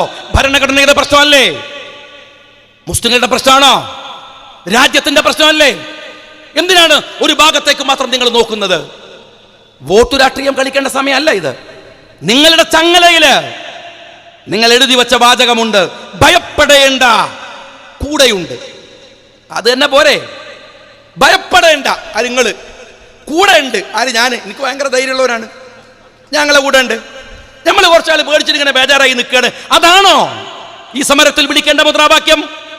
കപിൽ സിബൽ പറഞ്ഞത് കേൾക്ക്, അമിത്ഷയോട്, മിസ്റ്റർ അമിത്ഷാ, ഈ മുസ്ലിങ്ങൾക്ക് നിങ്ങളെ പുല്ലിന്റെ വിലയാണ്, അവർക്ക് നിങ്ങളെ ഭയമില്ല, അവർക്ക് നിങ്ങളെ ഭയമില്ല. അതാണ് വർത്തമാനം. അതാണ് നിങ്ങൾ ഭയപ്പെടേണ്ട. ഞങ്ങൾക്കല്ലെങ്കിൽ എന്ത് പേടിയാണ്? ഇതെല്ലാവരുടെയും രാജ്യമല്ലേ, എല്ലാവരുടെ രാജ്യമല്ലേ. ഞങ്ങളൊന്ന് പേടിച്ചു എന്ന് കരുതിയിട്ട് ആവശ്യമില്ലാതെ വന്നിട്ട് മുതലാളിയൊന്നും ചമയരുതാരും. മനസ്സിലായില്ലേ? ഞങ്ങള് ഒരു ചെറിയ ഇഷ്യൂ ഉണ്ട്, അതിനെ ഈ രാജ്യത്തിലെ ജനങ്ങൾ ഒരുമിച്ചാണ് നേരിടുന്നത്. ഇവിടുത്തെ ഹിന്ദു, ഇവിടുത്തെ മുസ്ലിം, ഇവിടുത്തെ ക്രിസ്ത്യാനി, ഇന്ത്യ ഒറ്റക്കെട്ടായി അവര് തുരത്തും ഈ രാജ്യത്തിലെ ശത്രുക്കളെ, അവര് തുരത്തും. അതിനിടയിൽ അങ്ങനെ വന്ന് മുതലാളിയായിട്ട് തോള് കൈയിട്ടിട്ട് മുതലാളി ചമയരുത്. ഞാൻ പറയാണ്, എല്ലാവർക്കും വേണ്ട മണ്ണാണ്. അങ്ങനെ ആരുടെയെങ്കിലും ഔദാര്യത്വത്തിൽ കിട്ടേണ്ടതല്ല ഇന്ത്യയുടെ പൗരത്വം എന്ന് പറയുന്നത്. അത് ഞങ്ങളുടെ ജന്മാവകാശമാണ്, ഞങ്ങളുടെ ജന്മാവകാശമാണ്. ഞങ്ങൾ പൊരുതി വാങ്ങിയതാണ്. പിണറായി വിജയൻ പറഞ്ഞിട്ടുണ്ടോ? നിങ്ങൾ കാണ്, ഇന്ന് മാതൃഭൂമി മീഡിയ വൺ അതിന്റെ സ്റ്റോറി ചെയ്തിട്ടുണ്ട്. നിങ്ങൾ കാണ്. മുഖ്യമന്ത്രി ഉത്തരം പറഞ്ഞില്ല. അരി എത്ര? ചോദ്യം അതാണ്. ഉത്തരം പറഞ്ഞത് സെൻസസിൽ NPR ഇല്ല എന്നാണ്. എന്താ ചോദിച്ചത്? എന്താ പറഞ്ഞത്? ഞാൻ ചോദിച്ചത് ഡിറ്റൻഷൻ സെന്ററിനെ കുറിച്ചാണ്, ഉത്തരം പറഞ്ഞത് സെൻസസിനെ കുറിച്ചാണ്. എങ്കിൽ സെൻസസിനെ കുറിച്ച് ഞാൻ ചോദിക്കാം. ഞാൻ അടിയന്തര പ്രമേയം കൊണ്ടുവന്നല്ലോ നിയമസഭയിൽ. ഞാൻ പറയുന്നത് നിങ്ങൾ ശുദ്ധമായ കള്ളത്തരം കളിക്കുകയാണ്. എന്താ കാര്യം എന്ന് കൂടെ ആദ്യം പറയാം. പിണറായി വിജയൻ സഖാവിന്റെ വാല് BJP ഗവൺമെന്റിന്റെ അമ്മിക്കടിയിലാണ്, ഒരു സംശയമില്ല. കാരണം എന്താ അറിയോ? നിങ്ങൾ DK അറസ്റ്റ് ചെയ്തു. ഇവർക്ക് കണ്ണും ചെവിയില്ലാത്തവരാണ്, കേന്ദ്രം ഭരിക്കുന്ന എല്ലാവർക്കും അറിയാം. DK അറസ്റ്റ് ചെയ്തു. ചിദംബരത്തെ അറസ്റ്റ് ചെയ്തു. ഇവരെ അറസ്റ്റ് ചെയ്യാൻ യാതൊരു മടി ഉണ്ടാവില്ല. പിണറായിനെ അറസ്റ്റ് ചെയ്തു. ആ ഒറ്റ ലാവലിംഗ് കേസ് മതി, പൂട്ടേണ്ട സമയം കഴിഞ്ഞു. പക്ഷേ അയാളെ മുമ്പിൽ നിർത്തിയിട്ട് നിങ്ങൾ ഗിമ്മിക്ക് കളിപ്പിക്കുന്നു അദ്ദേഹത്തെ കൊണ്ട്. ഈ കേസിന്റെ പേരിൽ നിങ്ങൾ ഗവർണറുമായി കോംപ്രമൈസ് ചെയ്യിപ്പിച്ചു. നിങ്ങൾ അതിന്റെ മറവിൽ നിങ്ങൾ ഡിറ്റൻഷൻ സെന്റർ തുടങ്ങുകയാണ്, അതിന്റെ മറവിൽ നിങ്ങൾ NPR തുടങ്ങുകയാണ്. എന്റെ ചോദ്യം വീണ്ടും ഞാൻ ആവർത്തിക്കട്ടെ. ഇതാണ് സെൻസസും NPR-ഉം തമ്മിൽ എന്താ വ്യത്യാസമെന്ന് മുഖ്യമന്ത്രി ഒന്ന് പറഞ്ഞു തന്നെ. നിങ്ങൾ പഠിക്കു കുട്ടികളെ, പണ്ടത്തെ പോലത്തെ കാലമല്ലോ. പണ്ട് ചൈനയിലേക്ക് നോക്കുന്ന പറഞ്ഞാൽ മേപ്പെട്ട് ഇങ്ങനെ നോക്കണം. ഇപ്പൊ അതൊന്നല്ല. നിങ്ങൾ അപ്പൊ തന്നെ ചൈന അടിച്ചു നോക്കിയാൽ മതി, അപ്പൊ മനസ്സിലാവും. കാലം മാറിയിട്ട് നിങ്ങൾ പഠിക്ക്. ഞാൻ ചോദിക്കുന്നത് എന്താ NPR, എന്താ സെൻസസ്? NPR എന്ന് പറയുന്നത് മൂവ് ചെയ്യുന്ന ഒരു സാധനമല്ല. കണക്കെടുക്കാൻ വന്നാന്ന് പറഞ്ഞു ഒരുത്തനും വരില്ല. എങ്ങനെ വരികയെന്നറിയോ നിങ്ങള്? സെൻസസ് എടുക്കാൻ എന്ന് പറഞ്ഞാണ്. NPR ഒരു സ്ഥലത്ത് നിൽക്കും, അത് എല്ലാ വിവരങ്ങളും അബ്സോർബ് ചെയ്യും, അതിങ്ങനെ ശേഖരിക്കും. അത് മൂവിയില്ല. മുഖ്യമന്ത്രി പറയുന്നത് NPR നടക്കില്ല, സെൻസസ് നടക്കുമെന്നാണ്. ഇതെന്തൊരു തോന്നിയാതാണ്? NPR നടക്കൂല, അങ്ങക്കറിയാം നടക്കൂല, ഇരിക്കുള്ളൂ. സെൻസസ് നടക്കും, അതന്നെയാണ് കറക്റ്റ് വേർഡ്. NPR നടക്കൂല, കാരണം NPR അവിടെ നിൽക്കും. സെൻസസ് നടക്കും, എന്നിട്ടോ നടന്നു വന്നിട്ട് സാധനം വിവരം NPR-ന് കൊടുക്കും. അതാണ് പ്രശ്നം. നിങ്ങൾ ഈ സെൻസസിൽ നിന്ന് ചോദ്യം മാറ്റി എന്ന് പറഞ്ഞു. ഇനി മറ്റൊന്ന് കൂടി ചോദിക്കട്ടെ. NPR-ന്റെയും സെൻസസിന്റെയും അതിന്റെ ഓർഡർ വന്നത് വേറെ വേറെ നമ്പറിലാണോ മുഖ്യമന്ത്രി? അല്ല, ഒറ്റ റിപ്പോർട്ടിൽ, ഒറ്റ ഓർഡറിൽ. അറിയോ നിങ്ങള്? ഒരൊറ്റ ഓർഡറിലാണ് സെൻസസിന്റെയും NPR-ന്റെയും ഓർഡർ കേരളത്തിന് കൈപ്പറ്റിയത്. അതെന്ന് മുഖ്യമന്ത്രി പറയാണ് ആ സാധനം എടുക്കൂല. ഞാൻ നിയമസഭയിൽ ചോദിച്ചത് ഇതിന് കേന്ദ്രത്തിന്റെ മറുപടി എന്താണ്? അതാ ചോദ്യം. അതിന് ഉത്തരമില്ല. അതിനെന്താ കേന്ദ്രത്തിന്റെ മറുപടി എന്താണ്? മറുപടി ഇല്ല. ഞങ്ങൾ കത്തയച്ചിട്ടുണ്ട്. നിങ്ങൾ ഇങ്ങനെ പ്രേമ കത്തയച്ച് കളിച്ചാൽ മതി. ഇത് രാജ്യം കൂട്ടിച്ചോറാണ്, കേസാണ്. നിങ്ങൾ കത്തയച്ചു, മറുപടി പറയും. എന്താ പ്രധാനമന്ത്രി തന്ന മറുപടി? എന്താ ആഭ്യന്തര വകുപ്പ് എന്ന മറുപടി? എന്താ സെൻസസ് കമ്മീഷൻ തന്ന മറുപടി? ഒരു മറുപടിയുമില്ല. ഞാൻ മുഖ്യമന്ത്രിയോട് പറഞ്ഞു, അങ്ങയുടെ നിസ്സഹായ അവസ്ഥ ഞങ്ങൾക്ക് മനസ്സിലാവും. കാരണം ഇതൊരു ഫെഡറൽ സിസ്റ്റം ഉള്ള രാജ്യമാണ്. ഒരു ഫെഡറൽ സിസ്റ്റത്തിനകത്ത് നിങ്ങൾക്ക് ഒരു സ്റ്റേറ്റിന് പരിമിതിയുണ്ട്. NPR-ൽ നമുക്കൊന്നും ചെയ്യാനാവില്ല. നമുക്ക് ഈ രാജ്യത്തിലെ NRC-യിൽ ഒന്നും ചെയ്യാനാവില്ല. ഈ രാജ്യത്തിലെ CAA-യിൽ നമുക്ക് മാത്രം ഒരു നിയമം ഉണ്ടാക്കാൻ കഴിയില്ല. വസ്തുതയാണ് മുഖ്യമന്ത്രി. പക്ഷേ NPR-ന്റെ ഞാൻ കൊടുക്കില്ല. ആ മമതാ ബാനർജി കൊടുക്കില്ല എന്ന് പറഞ്ഞപ്പോ നിങ്ങൾ കൊടുക്കില്ല എന്ന് പറഞ്ഞില്ല. നിങ്ങൾ ഇതിന് വിളിച്ച മീറ്റിംഗിൽ പോയി ഡൽഹിയിൽ. മമതാ ബാനർജി പോയില്ല. നിങ്ങൾ ആ മീറ്റിംഗിൽ പങ്കെടുത്തു. മുഖ്യമന്ത്രി സഭയെ തെറ്റിദ്ധരിപ്പിച്ച് നുണ പറഞ്ഞു. എന്താ നുണന്നറിയോ? ഞങ്ങൾ അവിടെ വിയോജന കുറിപ്പ് എഴുതിയിട്ടില്ല. കളവാണ്. ഞങ്ങൾ വിവരാവകാശത്തിന് കൊടുത്തിട്ടുണ്ട്. അത് വരട്ടെ. കൊടുത്തിട്ടില്ല. ഒരു പത്രത്തിൽ പോലും നിങ്ങൾ പറഞ്ഞിട്ടില്ല. നിങ്ങൾ ഇതിന്റെ മറവില് രാഷ്ട്രീയം കളിക്കുകയാണ് വളരെ കൃത്യമായി. ഇത് അപകടമാണ്. ഞാൻ എൻ്റെ പ്രിയപ്പെട്ട സഹോദരന്മാരോട് പറയുന്നത്, ഇതിലെ രാഷ്ട്രീയത്തെ നിങ്ങൾ തിരിച്ചറിയണം. ഇതിനിടയിൽ രാഷ്ട്രീയം മറക്കരുത്. ഞാൻ ആദ്യമേ പറഞ്ഞു, രാഷ്ട്രീയം മറന്നാൽ തീർന്നു എല്ലാം. രാഷ്ട്രീയമാണ് അടിസ്ഥാന ഘടകം. ഇതിനെന്താ പരിഹാരം? അതുമാണല്ലോ ആലോചിക്കുക. ബുദ്ധിയുള്ള സമൂഹം ആലോചിക്കേണ്ട ഒരു കാര്യം എന്താണെന്ന് വെച്ചാൽ, വെറുതെ ഇങ്ങനെ വന്നിട്ട് KM ഷാജി പ്രസംഗിക്കുക, സാദിഖ് അലി പ്രസംഗിക്കുക, റഷീദ് പ്രസംഗിക്കുക എന്നൊക്കെ പറഞ്ഞിട്ട് ഒരാൾ പ്രസംഗിച്ച് പോക്കല്ലോ. പ്രസംഗിക്കുമ്പോൾ അതിനപ്പുറത്തൊരു വസ്തുത ഉണ്ട്. ഇതെന്ന് പരിഹാരം വേണ്ടേ? എന്താ പരിഹാരം? പരിഹാരം രാഷ്ട്രീയമാണ്. എന്താ കാരണം ഉണ്ടായത് നിങ്ങൾ ആലോചിക്കുക. CAA കൊണ്ടുവന്നു എന്ന് വെച്ചാൽ പൗരത്വ ബില്ല് കൊണ്ടുവരികയും അത് ആക്ട് ആക്കുകയും ചെയ്തു. എവിടെ നിന്ന്? മാലാകമാർ ആകാശത്തു നിന്ന് ഇറങ്ങി വന്ന് ഇന്ത്യയിൽ CAA ഉണ്ടാക്കിയതാണോ? അല്ല, ഇന്ത്യയുടെ പാർലമെന്റിലാണ് അത് ഉണ്ടാക്കിയത്. പാർലമെന്റിന് 2 സഭയുണ്ട്. ഒന്ന് രാജ്യസഭ, ഒന്ന് ലോകസഭ. ഈ 2 സഭയിലും ഭൂരിപക്ഷം ഉണ്ടാകണം. അപ്പൊ എന്താ ഇത് ചെയ്യേണ്ടത്? തെരുവിൽ നടക്കുന്ന രാഷ്ട്രീയ സമരങ്ങളെ മുഴുവൻ സ്വാംശീകരിച്ചെടുത്ത് അതിനെ ഒരു ജനാധിപത്യ കരുത്താക്കി മാറ്റി ഇന്ത്യൻ പാർലമെന്റിലേക്ക് ആളുകളെ പറഞ്ഞയക്കുക. അവിടെ ഈ BJP-യെ തോൽപ്പിക്കാനുള്ള കരുത്ത് പാർലമെന്റിൽ ഉണ്ടാവുക. ഈ കൊണ്ടുവന്ന CAA റദ്ദ് ചെയ്യുകയും രാജ്യത്തിന്റെ തനിമയെ വീണ്ടെടുക്കുകയും ചെയ്യുക. ഇതാണല്ലോ പരിഹാരം. ശരി, ഇതാണ് പരിഹാരം.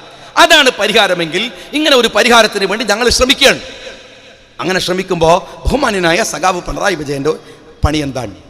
അത് പറ്റൂല, രാഹുൽ ഗാന്ധി, അമുൽ ബോബിയൻ, കോൺഗ്രസ് വരാൻ പറ്റൂല, ഞങ്ങൾ ശരിയാക്കിക്കാളൂ. പിന്നെ എങ്ങനെയുള്ള ചങ്ങായി ഈ രാജ്യം നന്നാവുക? നിങ്ങളിങ്ങനെ ശരിയാക്കിയല്ലേ BJP വന്നത് അല്ലേ? ശരിയാക്കി നിങ്ങൾ തീർന്നു പോയില്ലേ? നിങ്ങൾ എന്താ പറയുന്നത്? പിണറായി വിജയൻ പറഞ്ഞ എന്താണ്? ഇത് സുരക്ഷിത കോട്ടയാണ്. ഏത്? കേരളയിൽ. ഇത് സുരക്ഷിത കോട്ടയാണ്. ഞാൻ ചോദിക്കട്ടെ, ഇതുപോലൊരു സുരക്ഷിത കോട്ട ബംഗാളിലില്ലായിരുന്നോ? ആ കോട്ട ഇപ്പം എവിടെയാണ്? അവിടെ നിങ്ങൾ സുരക്ഷിതരല്ല, കണ്ട നാട്ടുകാർ ചെവിക്കുറ്റി കടിക്കും ബംഗാളിൽ. അത് നിങ്ങൾ CPM സുരക്ഷിതരല്ല. നിങ്ങൾ സുരക്ഷിത കോട്ട എവിടെ? ത്രിപുര. അടുത്ത സ്ഥിതി എന്താ? ഇപ്പോൾ അങ്ങോട്ട് പോണ വിസ വേണം. ഇവിടെ ഇപ്പോൾ KMCCൻ്റെ ആൾക്കാർ ഇരിക്കുന്നുണ്ട്. ഇവിടെ ഇതാ ഡൽഹിക്കൊക്കെ ഉണ്ട്. ഇവരൊക്കെ വിദേശത്ത് പോകുന്ന ആൾക്കാരാണ്. നിങ്ങളൊന്ന് പോയി നോക്ക്. നിങ്ങൾക്ക് ഇന്തോനേഷ്യ, ലോകത്തിലെ 10-36 രാജ്യങ്ങളിൽ ഇറങ്ങാൻ വിസ വേണ്ട. വിസ വേണ്ട. അറിയാം നിങ്ങൾ? ഇപ്പൊ ഖത്തറിൽ പോകാൻ വിസ വേണ്ട. ഗൾഫിൽ സൗദി റിലാക്സ് ചെയ്യുന്നു വിസ നിയമങ്ങൾ. UAE 10 വർഷത്തേക്കുള്ള വിസ ഒക്കെ കൊടുക്കുകയാണ്. ഇവിടെ രാജ്യം മുഴുവൻ റിലാക്സ് ചെയ്യാണ്. പക്ഷെ നിങ്ങളെ ത്രിപുര ഉണ്ടല്ലോ, പഴയ സ്വർഗത്തിൽ, അവിടെ പോണ വിസ വേണം. വിവരം അറിഞ്ഞിട്ടില്ല സഖാക്കൾ, വിവരം അറിഞ്ഞിട്ടില്ല. ഇന്റർലൈൻ പെർമിറ്റ് എന്ന് പറയും. മോഡി അതും ചെയ്തു. ഇന്ത്യയിലെ 7ഓളം സ്റ്റേറ്റുകൾക്കകത്തേക്ക് ഇനി ഈ ചാവക്കാട്ടുകാരൻ, നിങ്ങൾ ലോകം മുഴുവൻ വ്യാപിച്ചു കിടക്കുന്ന പ്രവാസികളുടെ നാടല്ലേ ഈ ചാവക്കാട് എന്ന് പറയുന്നത്. നിങ്ങളൊന്ന് പോയി നോക്ക്. ലോകത്തേടെയും പോകാം. പക്ഷെ മോഡിന്റെ ത്രിപുരയിൽ, ഇന്ത്യയിൽ പോണെങ്കിൽ ത്രിപുര പോണ വിസ വേണം. നിങ്ങളെ സ്വർഗരാജ്യം അത്. അതുകൊണ്ട് വെറുതെ ബടായി പറഞ്ഞിട്ട് എന്നിട്ട് പറയാണ് മുസ്ലിങ്ങളെ നിങ്ങൾ പേടിക്കണ്ട, ഞാൻ ഉള്ളിടത്തോളം കാലം. നിങ്ങളങ്ങ് മരിച്ചുപോയ ഞങ്ങൾ എന്ത് ചെയ്യും പിണറായി വിജയ? ആരേ ചോദിക്കുകയാണ്. നിങ്ങൾ ഉള്ളിടത്തോളം എന്തൊരു വിഡിത്ത നിങ്ങൾ ഈ പറയണത്? ഒരു രാഷ്ട്രീയം സംസാരിക്കേണ്ടത് അതാണോ? നിങ്ങളിപ്പോ ചോദിക്കണല്ലേ രാഹുൽ ഗാന്ധി എവിടെ? എടോ, രാഹുൽ ഗാന്ധി ഉണ്ടായിരുന്നു ഇവിടെ തന്നെ, ഇപ്പോഴും ഉണ്ട്. 2 കൊല്ലം ആ മനുഷ്യൻ ഇന്ത്യയുടെ തെരുവുകൾ മുഴുവൻ കറങ്ങി, എല്ലായിടത്തും പോയി. നിന്റെ വാതിലിന്റെ മുമ്പിൽ വന്ന് മുട്ടി വിളിച്ച്, ഇതാ 2 ചെകുത്തന്മാര് വരികയാണ്, സൂക്ഷിച്ചോ, അവര് വന്ന ഈ നാട് തകരും, അതുകൊണ്ട് സൂക്ഷിക്കണം സൂക്ഷിക്കണം സൂക്ഷിക്കണം എന്നാ മനുഷ്യൻ ഇങ്ങനെ പറഞ്ഞു നടന്നപ്പോ നിങ്ങൾ പറഞ്ഞു പോയി പണിയൊക്കെ, ഞങ്ങൾ ഈ ജനാധിപത്യ ശക്തി BJP-നെയും കോൺഗ്രസിനെയും തകർത്ത് ഇന്ത്യ ഭരിക്കും. ആരിവരെ ഈ എഴുന്നേറ്റിക്കാൻ കാലിനാവതില്ലാത്തവർ പറയണ് ഏത് ഞങ്ങൾ ഇന്ത്യ ശരിയാക്കും. അവസാനം ആ മനുഷ്യൻ തോറ്റു. ഇന്ത്യ മനുഷ്യനെ തോൽപ്പിച്ച് കളഞ്ഞിട്ട് 2 ചെകുത്താന്മാർ ഇന്ത്യയിലെ വന്ന ഉപയോഗിക്കുക. രാഹുൽ ഗാന്ധി എവിടെയാണ്? സൗര്യല്ലേ പറഞ്ഞു തരാൻ? സൗര്യല്ല, സമയമുള്ളപ്പം വന്നോളൂ. നിങ്ങൾ ആരോട് ചോദിക്കാൻ? നിങ്ങൾക്ക് എന്താ അർഹതയുള്ളത്? ഞാൻ പറയണത് രാജ്യത്തിലെ ജനാധിപത്യത്തെ കരുപ്പിടിപ്പിക്കേണ്ട ഘട്ടത്തിൽ നിങ്ങളത് ഭിന്നിപ്പിക്കാൻ നടന്നു. രാജ്യത്തെ BJP-യെ ഒതുക്കാൻ വന്ന രാഷ്ട്രീയത്തെ നിഷ്കാസനം ചെയ്യാൻ നിങ്ങൾ രാജ്യത്തിറങ്ങി. എന്നിട്ട് ഇവിടുത്തെ മുസ്ലിം കമ്മ്യൂണിറ്റിയോടുള്ള സ്നേഹത്തിന്റെ ഊക്ക് നിങ്ങൾ കാണണം. ഇവിടെ ഒരു ഭാഗത്ത് ഈ പൗരത്വ പ്രശ്നമൊക്കെയായിട്ട് നമ്മളിങ്ങനെ ബേജാറായി നടക്കുന്നതാണ് ഇവരെ വിചാരം. വേറെ ഒന്നും ശ്രദ്ധിക്കൂലല്ലോ. നിങ്ങൾക്കറിയുമോ, കേരളത്തിന്റെ ചരിത്രത്തിൽ ഉണ്ടായിട്ടില്ല. കേരളത്തിൽ 13 യൂണിവേഴ്സിറ്റി ഉണ്ട്. ആ 13 യൂണിവേഴ്സിറ്റികളിൽ 65 സ്റ്റാറ്റ്യൂട്ടറി പോസ്റ്റുകളുണ്ട്. ആ സ്റ്റാറ്റ്യൂട്ടറി പോസ്റ്റുകളിൽ ഗവൺമെന്റിന്റെ ഇംഗിതത്തിനനുസരിച്ച് വെക്കലാണ്. മാറി മാറി വരുന്ന ഗവൺമെന്റ്. എന്നാലും ഏത് ഗവൺമെന്റ് വന്നാലും ഇവിടുത്തെ സാമുദായിക പരിരക്ഷ അവിടെയൊക്കെ കൊടുക്കും, അവിടെയൊക്കെ ഉണ്ടാവും എല്ലാ കാലത്തും. എന്നാൽ ഇന്നത്തെ കേരളത്തിന്റെ 13 യൂണിവേഴ്സിറ്റികളെ അവസ്ഥ അറിയോ നിങ്ങൾക്ക്? ഒരു മുസ്ലിം, ഒരു ദളിതൻ, ഒരു ഈഴവൻ, ബാക്കി വരുന്നത് മുഴുവനും ഭൂരിപക്ഷവും മറ്റ് സവർണ സമുദായങ്ങൾ. പിണറായി വിജയൻ എന്താ മനസ്സിലാക്കിയത്? ഒരു ഭാഗത്ത് ഇങ്ങനെ മൊലിയാരൊക്കെ തൊട്ട് തടവി ഞങ്ങൾ കൂടെ ഉണ്ടെന്ന് പറഞ്ഞ് കെട്ടിപ്പിടിച്ച് കിടക്കുകയാണ്. മറുഭാഗത്ത് ഒരു ജനതയെ നിങ്ങൾ നിഷ്കാസനം ചെയ്യാൻ RSS-ഉം സംഘപരിവാരും ചെയ്യുന്ന എന്താണെന്നറിയോ? സാമൂഹ്യ ഇടങ്ങളിൽ നിന്ന് മുസ്ലിങ്ങളെ തുരത്തുകയാണ്. വൃത്തിയായി നിങ്ങളും അത് ചെയ്യുകയാണ്. ഈ രാജ്യത്തിന്റെ പൊതു ഇടങ്ങളിൽ നിന്ന് നിങ്ങൾക്ക് കഴിയുന്ന അധികാരം ഉപയോഗിച്ച് നിങ്ങൾ അവരെ ബഹിഷ്കരിക്കുകയാണ്, അവരെ ഇല്ലാതെയാക്കുകയാണ്. എന്നിട്ട് കള്ള രാഷ്ട്രീയം പറഞ്ഞിട്ട് ഇവിടുത്തെ BJP-ക്ക് കുടലൂതി. BJP എന്തിനാ കേരളത്തില്? എനിക്കറിയാം കണ്ണൂരിൽ എന്തിനാ BJP ആവശ്യമുണ്ടോ? വടകര താലൂക്കിൽ എന്തിനാ BJP ആവശ്യമുണ്ടോ? ഇല്ലല്ലോ. CPM എന്ന് പറയുന്ന വർഗീയ രാഷ്ട്രീയ പാർട്ടിയുടെ തനിനിറം കാണിക്കുന്ന ഇടങ്ങളാണ് അവിടെയൊക്കെ. മാന്യമായിട്ട് പോലും ഒരു ജനതയോട് പെരുമാറാത്തവർ. എന്നിട്ട് CA വന്നപ്പോ കുറച്ച് ആള് പേടിച്ചു എന്ന് കരുതി അങ്ങ് കെട്ടിപ്പിടിച്ചിട്ട് ഇതൊക്കെ മറച്ചു വെച്ച് കളയാമെന്ന് നിങ്ങൾ വിചാരിക്കരുത്. ഈ സമരത്തിനിടയിലും നിങ്ങൾ രാഷ്ട്രീയത്തെ മറക്കരുത്. ഞാനത് വളരെ കൃത്യമായി പറയുന്നു. അത് മറന്നുപോയാൽ നിങ്ങൾ ഇന്ത്യൻ സ്വത്വത്തെ അംഗീകരിക്കണം, ഇന്ത്യൻ രാഷ്ട്രീയത്തെ അംഗീകരിക്കണം. ഈ രാജ്യത്തൊരു ജനാധിപത്യ കരുത്തോടെ നമുക്ക് ഒരുമിച്ച് നിൽക്കാൻ കഴിയണം. അതിന് കഴിയണില്ല. എന്നിട്ട് നിയമസഭയിൽ നിന്ന് വലിയ ചാരിത്ര പ്രസംഗമാണ്. എന്താ പ്രസംഗം എന്നറിയോ? പിണറായി വിജയന്റെ എന്താ ലീഗുകാരാ നിങ്ങൾ സമരത്തിന് വരാഞ്ഞത്? ശരി, ഞങ്ങൾക്ക് ഭയങ്കര തെറ്റുപറ്റി. ഞാൻ ചോദിക്കട്ടെ, ബഹുമാന്യനായ സഖാവ് പിണറായി വിജയ, നിങ്ങൾ മമതാ ബാനർജിന്റെ ഏത് പ്രകടനത്തിലാണ് പോയി നിന്നിരുന്നത്? ഒരു പ്രകടനം വരെ ഷാഗ കമ്മിറ്റിന്റെ പോയിനാ? ഇന്ത്യയില് ഈ നരേന്ദ്രമോദിക്കെതിരെ നെഞ്ചു വിരിച്ചു പൊരുതുന്ന ഒരു സ്റ്റേറ്റ് ആണ് പശ്ചിമ ബംഗാൾ എന്ന് പറയുന്നത്. അതിന്റെ നായികയാണ് മമതാ ബാനർജി. ആ മമതാ ബാനർജിയുടെ കൂടെ തെരുവിൽ നടക്കുന്ന ഒരു സമരത്തിൽ നിങ്ങളില്ല. എന്താ പങ്കെടുക്കാത്തത്? എന്താ പങ്കെടുക്കാതെ? പാർട്ടിയുടെ സെക്രട്ടറി പറഞ്ഞല്ലോ പങ്കെടുക്കണം. പിണറായി വിജയന്റെ കണ്ണൂർ ലോബി പറഞ്ഞു പങ്കെടുക്കരുത്. എന്നിട്ട് ഇവിടെ വന്നിട്ട് പറയാണ് നിങ്ങളുടെ സമരത്തിൽ പങ്കെടുക്കണം. നിങ്ങൾ ചങ്ങല ഉണ്ടാക്കിയ ഞങ്ങൾ വന്നോണം. ഞങ്ങൾ ചോദിക്കാനും പറയാണ്ട് ഉണ്ടാക്കുന്ന സാധനത്തിന് വന്ന് നിൽക്കാൻ മുനീർ സാഹിബ് പറഞ്ഞ പോലെ ഞങ്ങൾ ആരാധി ഏർപ്പാടിൽ ഉള്ള ആളുകളൊന്നുമല്ല. അതിന്റെ കാര്യമൊന്നുമില്ല. അതുകൊണ്ട് ഞാൻ ചെറുപ്പക്കാരോട് പറയുന്നത്, ഈ സമരത്തെ അതിന്റെ സ്പിരിറ്റ് ചോരാതെ യൂത്ത് ലീഗുകാരാ കൊണ്ടുപോകാൻ കഴിയണം. ഈ നാട്ടിലെ ജനങ്ങളെ മുഴുവൻ ഒരുമിപ്പിച്ച് നിർത്തി ഈ നാട്ടിലെ പൊതു ഇടങ്ങളെ നമ്മൾ വർദ്ധിപ്പിക്കണം. നാട്ടിലെ ലൈബ്രറികൾ, നാട്ടിലെ ഗവൺമെന്റ് ആശുപത്രികൾ, രാജ്യത്തിലെ ഗവൺമെന്റ് സ്കൂളുകൾ, നമ്മുടെ രാജ്യത്തിലെ പൊതു ഇടങ്ങൾ യൂത്ത് ലീഗുകാരോട് ഞാൻ പറയുന്നു, ഇതൊരു തിരിച്ചറിവിന്റെ കാലമാണ്. എങ്ങനെയുള്ള തിരിച്ചറിവ്? ജനാധിപത്യത്തിന്റെ ശുദ്ധീകരണ സമയമാണിത്. ആ ശുദ്ധീകരണ സമയത്ത് നമ്മൾ കരുത്തോടെ അതിന് മുന്നിട്ടിറങ്ങണം. ഓരോ സമരങ്ങളും വലിയ തിരിച്ചറിവാണ്. ഗാന്ധിജി അങ്ങനെയായിരുന്നു. ഗാന്ധിജി ഉപ്പ് വറ്റിച്ചുണ്ടാക്കാൻ ശ്രമം നടത്തുമ്പോ അതൊരു സമരം മാത്രമായിരുന്നില്ല, അതൊരു മെസ്സേജ് ആയിരുന്നു. ചർക്കയിൽ തന്റെ വസ്ത്രം കോർത്തുണ്ടാക്കുമ്പോ അതൊരു മെസ്സേജ് ആയിരുന്നു. ആ ഗാന്ധിജിയാണ് ഇന്ത്യയുടെ സമരനായകനായി നമ്മുടെ മുമ്പിലുള്ളത്. 1947 ഇന്ത്യ സ്വാതന്ത്ര്യം കിട്ടാൻ മണിക്കൂറുകൾ മാത്രം ബാക്കിയുള്ളപ്പോഴാണ് ഗാന്ധിജി പറയുന്നത് ഞാൻ നിരാഹാരം കിടക്കുകയാണ്. ഉപവാസമായിരുന്നു ഗാന്ധിജിയുടെ സമരത്തിന്റെ ഏറ്റവും വലിയ ആയുധം. അപ്പൊ എല്ലാവരും നെഹ്റു പോയിട്ട് പറഞ്ഞു, ബാപ്പുജി എന്താണ്, ആളുകൾ സ്വാതന്ത്ര്യം കിട്ടുന്ന ആവേശത്തിലാണ്, നിങ്ങൾ ചെയ്യരുത്. ബാപ്പുജി പറഞ്ഞു, ഈ ജനങ്ങള് പോലീസുകാരൻ എന്തിനാ ആക്രമിക്കണത്, തെരുവിൽ എന്തിനാ യുദ്ധം ചെയ്യണത്? ബാപ്പുജി പറഞ്ഞു എന്താണ് നെഹ്റു പറഞ്ഞു, ബാപ്പുജി അത് ഉണ്ടാവില്ല, നമുക്ക് നിർത്താം. വേണ്ട, എന്തു സ്വാതന്ത്ര്യം? മനുഷ്യർ തമ്മിൽ തല്ലിയിട്ട് ചോര ഒഴുക്കിയിട്ട് ഈ രാജ്യത്തിന്റെ വ്യവസ്ഥിതിയെ പോലീസിനെ വെല്ലുവിളിച്ച് ഈ രാജ്യത്തെ നിയമത്തെ വെല്ലുവിളിച്ച് എന്തിനാണ് ഈ സ്വാതന്ത്ര്യം? നമുക്ക് വേണ്ട. അതിലവർ ബ്രിട്ടീഷ് ഭരിക്കട്ടെ, അതും ഇതൊന്നല്ലേ. ഞാൻ നിരാഹാരമിരിക്കും. ബാപ്പുജി നിരാഹാരമിരുന്നു. 3-ാമത്തെ ദിവസം നെഹ്റു ഗാന്ധിജിയുടെ പന്തലിൽ ചെല്ലുന്നത് സമരം ചെയ്യുന്ന, സ്വാതന്ത്ര്യ സമരത്തിൽ പങ്കെടുക്കുന്ന ചെറുപ്പക്കാരികൾ അവരെ തടുക്കാൻ വന്ന പോലീസുകാർക്ക് റോസാപ്പൂക്കൾ കൊടുക്കുന്ന ഫോട്ടോ കാണിച്ചുകൊണ്ടാണ് ബാപ്പുജി സമരം അവസാനിപ്പിച്ചു. നിങ്ങൾ കണ്ടില്ലേ, ഡൽഹിയിൽ സമരം ചെയ്യുമ്പോൾ ആ പെൺകുട്ടികളെ അടിക്കാൻ വന്ന പോലീസുകാരന് റോസാപ്പൂ നീട്ടി നിൽക്കുന്ന പെൺകുട്ടിയെ ഗാന്ധിയെ നമ്മൾ അതുപോലെ വീണ്ടും ഓർമ്മിച്ചെടുക്കുകയാണ്. ഇന്ത്യ മനോഹരമായി തിരിച്ചു വരികയാണ്. നിങ്ങളുടെ മക്കൾക്ക് ഈ സമരങ്ങളുടെ ഭാഗമായി ഗാന്ധിജിയെ കുറിച്ച് പഠിപ്പിച്ചു കൊടുക്കണം, പുസ്തകങ്ങൾ വാങ്ങിക്കൊടുക്കണം. 1940-കളിലെയും 50-കളിലെയും ഇന്ത്യയുടെ അതിജീവനത്തെക്കുറിച്ച് പറഞ്ഞു കൊടുക്കണം. ചാവക്കാട്ടിലെ കാർന്നോമാര് പഴയ സിലോണിലേക്ക് പോയത്, ഗൾഫിന്റെ മണലാരണ്യത്തിൽ ചാക്ക് ചുമന്നത്, എന്തെല്ലാം അതിജീവനമായിരുന്നു നിങ്ങൾ നടത്തിയതെന്ന് നിങ്ങളുടെ പുതിയ തലമുറയോട് നിങ്ങൾ പറഞ്ഞു കൊടുത്തിട്ടില്ല. എല്ലാ സൗകര്യങ്ങളിലുമാണ് നിങ്ങൾ അവരെ വളർത്തുന്നത്.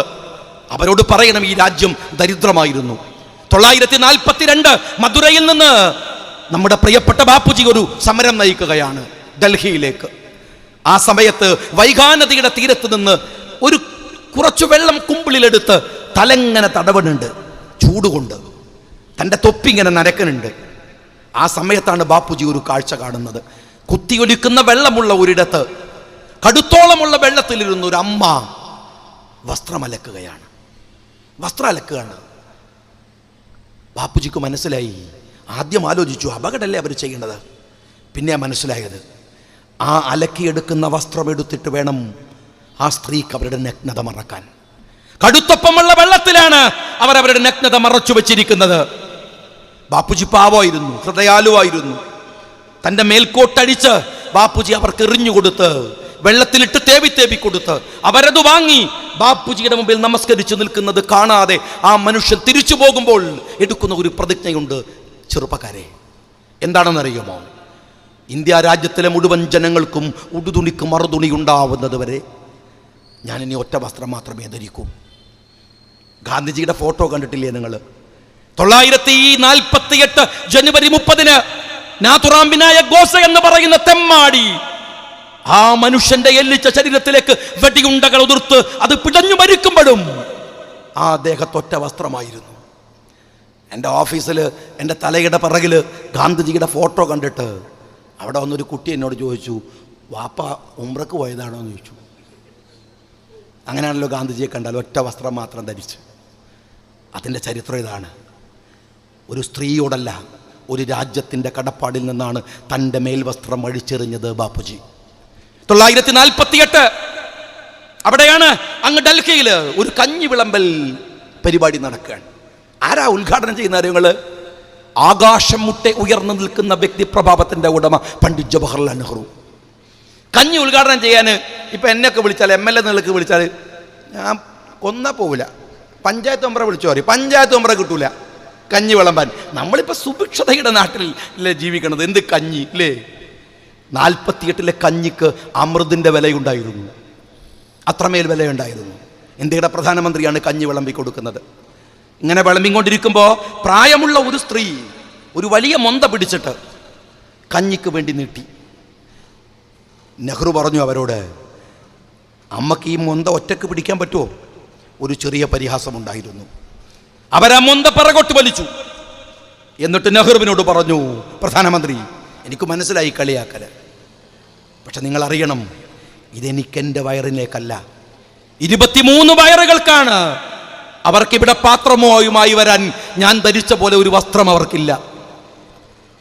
അവരോട് മാപ്പ് പറഞ്ഞ് പണ്ഡിറ്റ് ജവഹർലാൽ നെഹ്റു അവർക്ക് പിന്നെയും കഞ്ഞി വിളമ്പി കൊടുത്തു.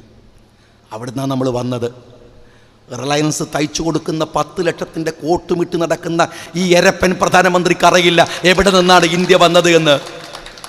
എത്ര ദാരിദ്ര്യമായിരുന്നു ഇന്ത്യയിലെന്ന്. ബന്നിന്റെ മുകളിൽ മുന്തിരി വച്ച പോലെ ഈ ചീർത്തു വീർത്ത അമിഷയൊക്കെ കയറിയിരിക്കുന്ന ഇന്ത്യ എവിടുന്നാ വന്നത് എന്നറിയില്ല നിങ്ങൾക്ക്. ദാരിദ്ര്യത്തിന്റെയും കഷ്ടപ്പാടിനെയും ഇന്ത്യ അതിജീവിച്ചത് മതത്തിന്റെ പേരിലല്ല, മനുഷ്യന്റെ പേരിലാണ്. അവിടെ എല്ലാവരും ഉണ്ടായിരുന്നു, ഹിന്ദുവും മുസ്ലിമും ക്രിസ്ത്യാനിയും സിഖുകാരനും ഒക്കെ. നിന്റെ മതത്തിന്റെ മനസ്സിലെ വിഷം കൊണ്ട് അവരെ അങ്ങ് പറിച്ചു കളയാൻ നീ ഇനിയും 1000 തന്തമാർക്ക് ജനിക്കേണ്ടി വരുമെന്ന് നിങ്ങൾ മനസ്സിലാക്കിക്കോ. ഇത് ഇന്ത്യയാണ്. ഒരു 2ാം സ്വാതന്ത്ര്യ സമരത്തിൽ പങ്കെടുക്കാൻ കഴിഞ്ഞവരാണ് ഞങ്ങളെന്ന് ഈ പുതിയ തലമുറയിലെ കുട്ടികൾ അഭിമാനിക്കുന്നു. ആ കുട്ടികൾക്ക് അഭിമാനമുണ്ട്. ഇന്ത്യയെ തിരിച്ചു പിടിക്കാനുള്ള സമരമാണിത്. ഒറ്റുകാർ വരുമ്പോൾ ജാഗ്രതയായിരിക്കുക, ജാഗ്രവത്തായി നിൽക്കുക, അവർക്കെതിരെ പൊരുതാനുള്ള കരുത്തായി മനസ്സിൽ സൂക്ഷിക്കുക. സമരങ്ങൾ അവസാനിച്ച് വീട്ടിൽ പോയാലും നെഞ്ചിൻ കൂട്ടിലെ രാഷ്ട്രീയത്തിന്റെ നെരിപ്പോട് കെടുത്താതെ ഇരിക്കുക. അതാണ് ഇതിന്റെ പരിഹാരമെന്ന് ഞാൻ വിചാരിക്കുന്നു. ജയ് ഹിന്ദ്.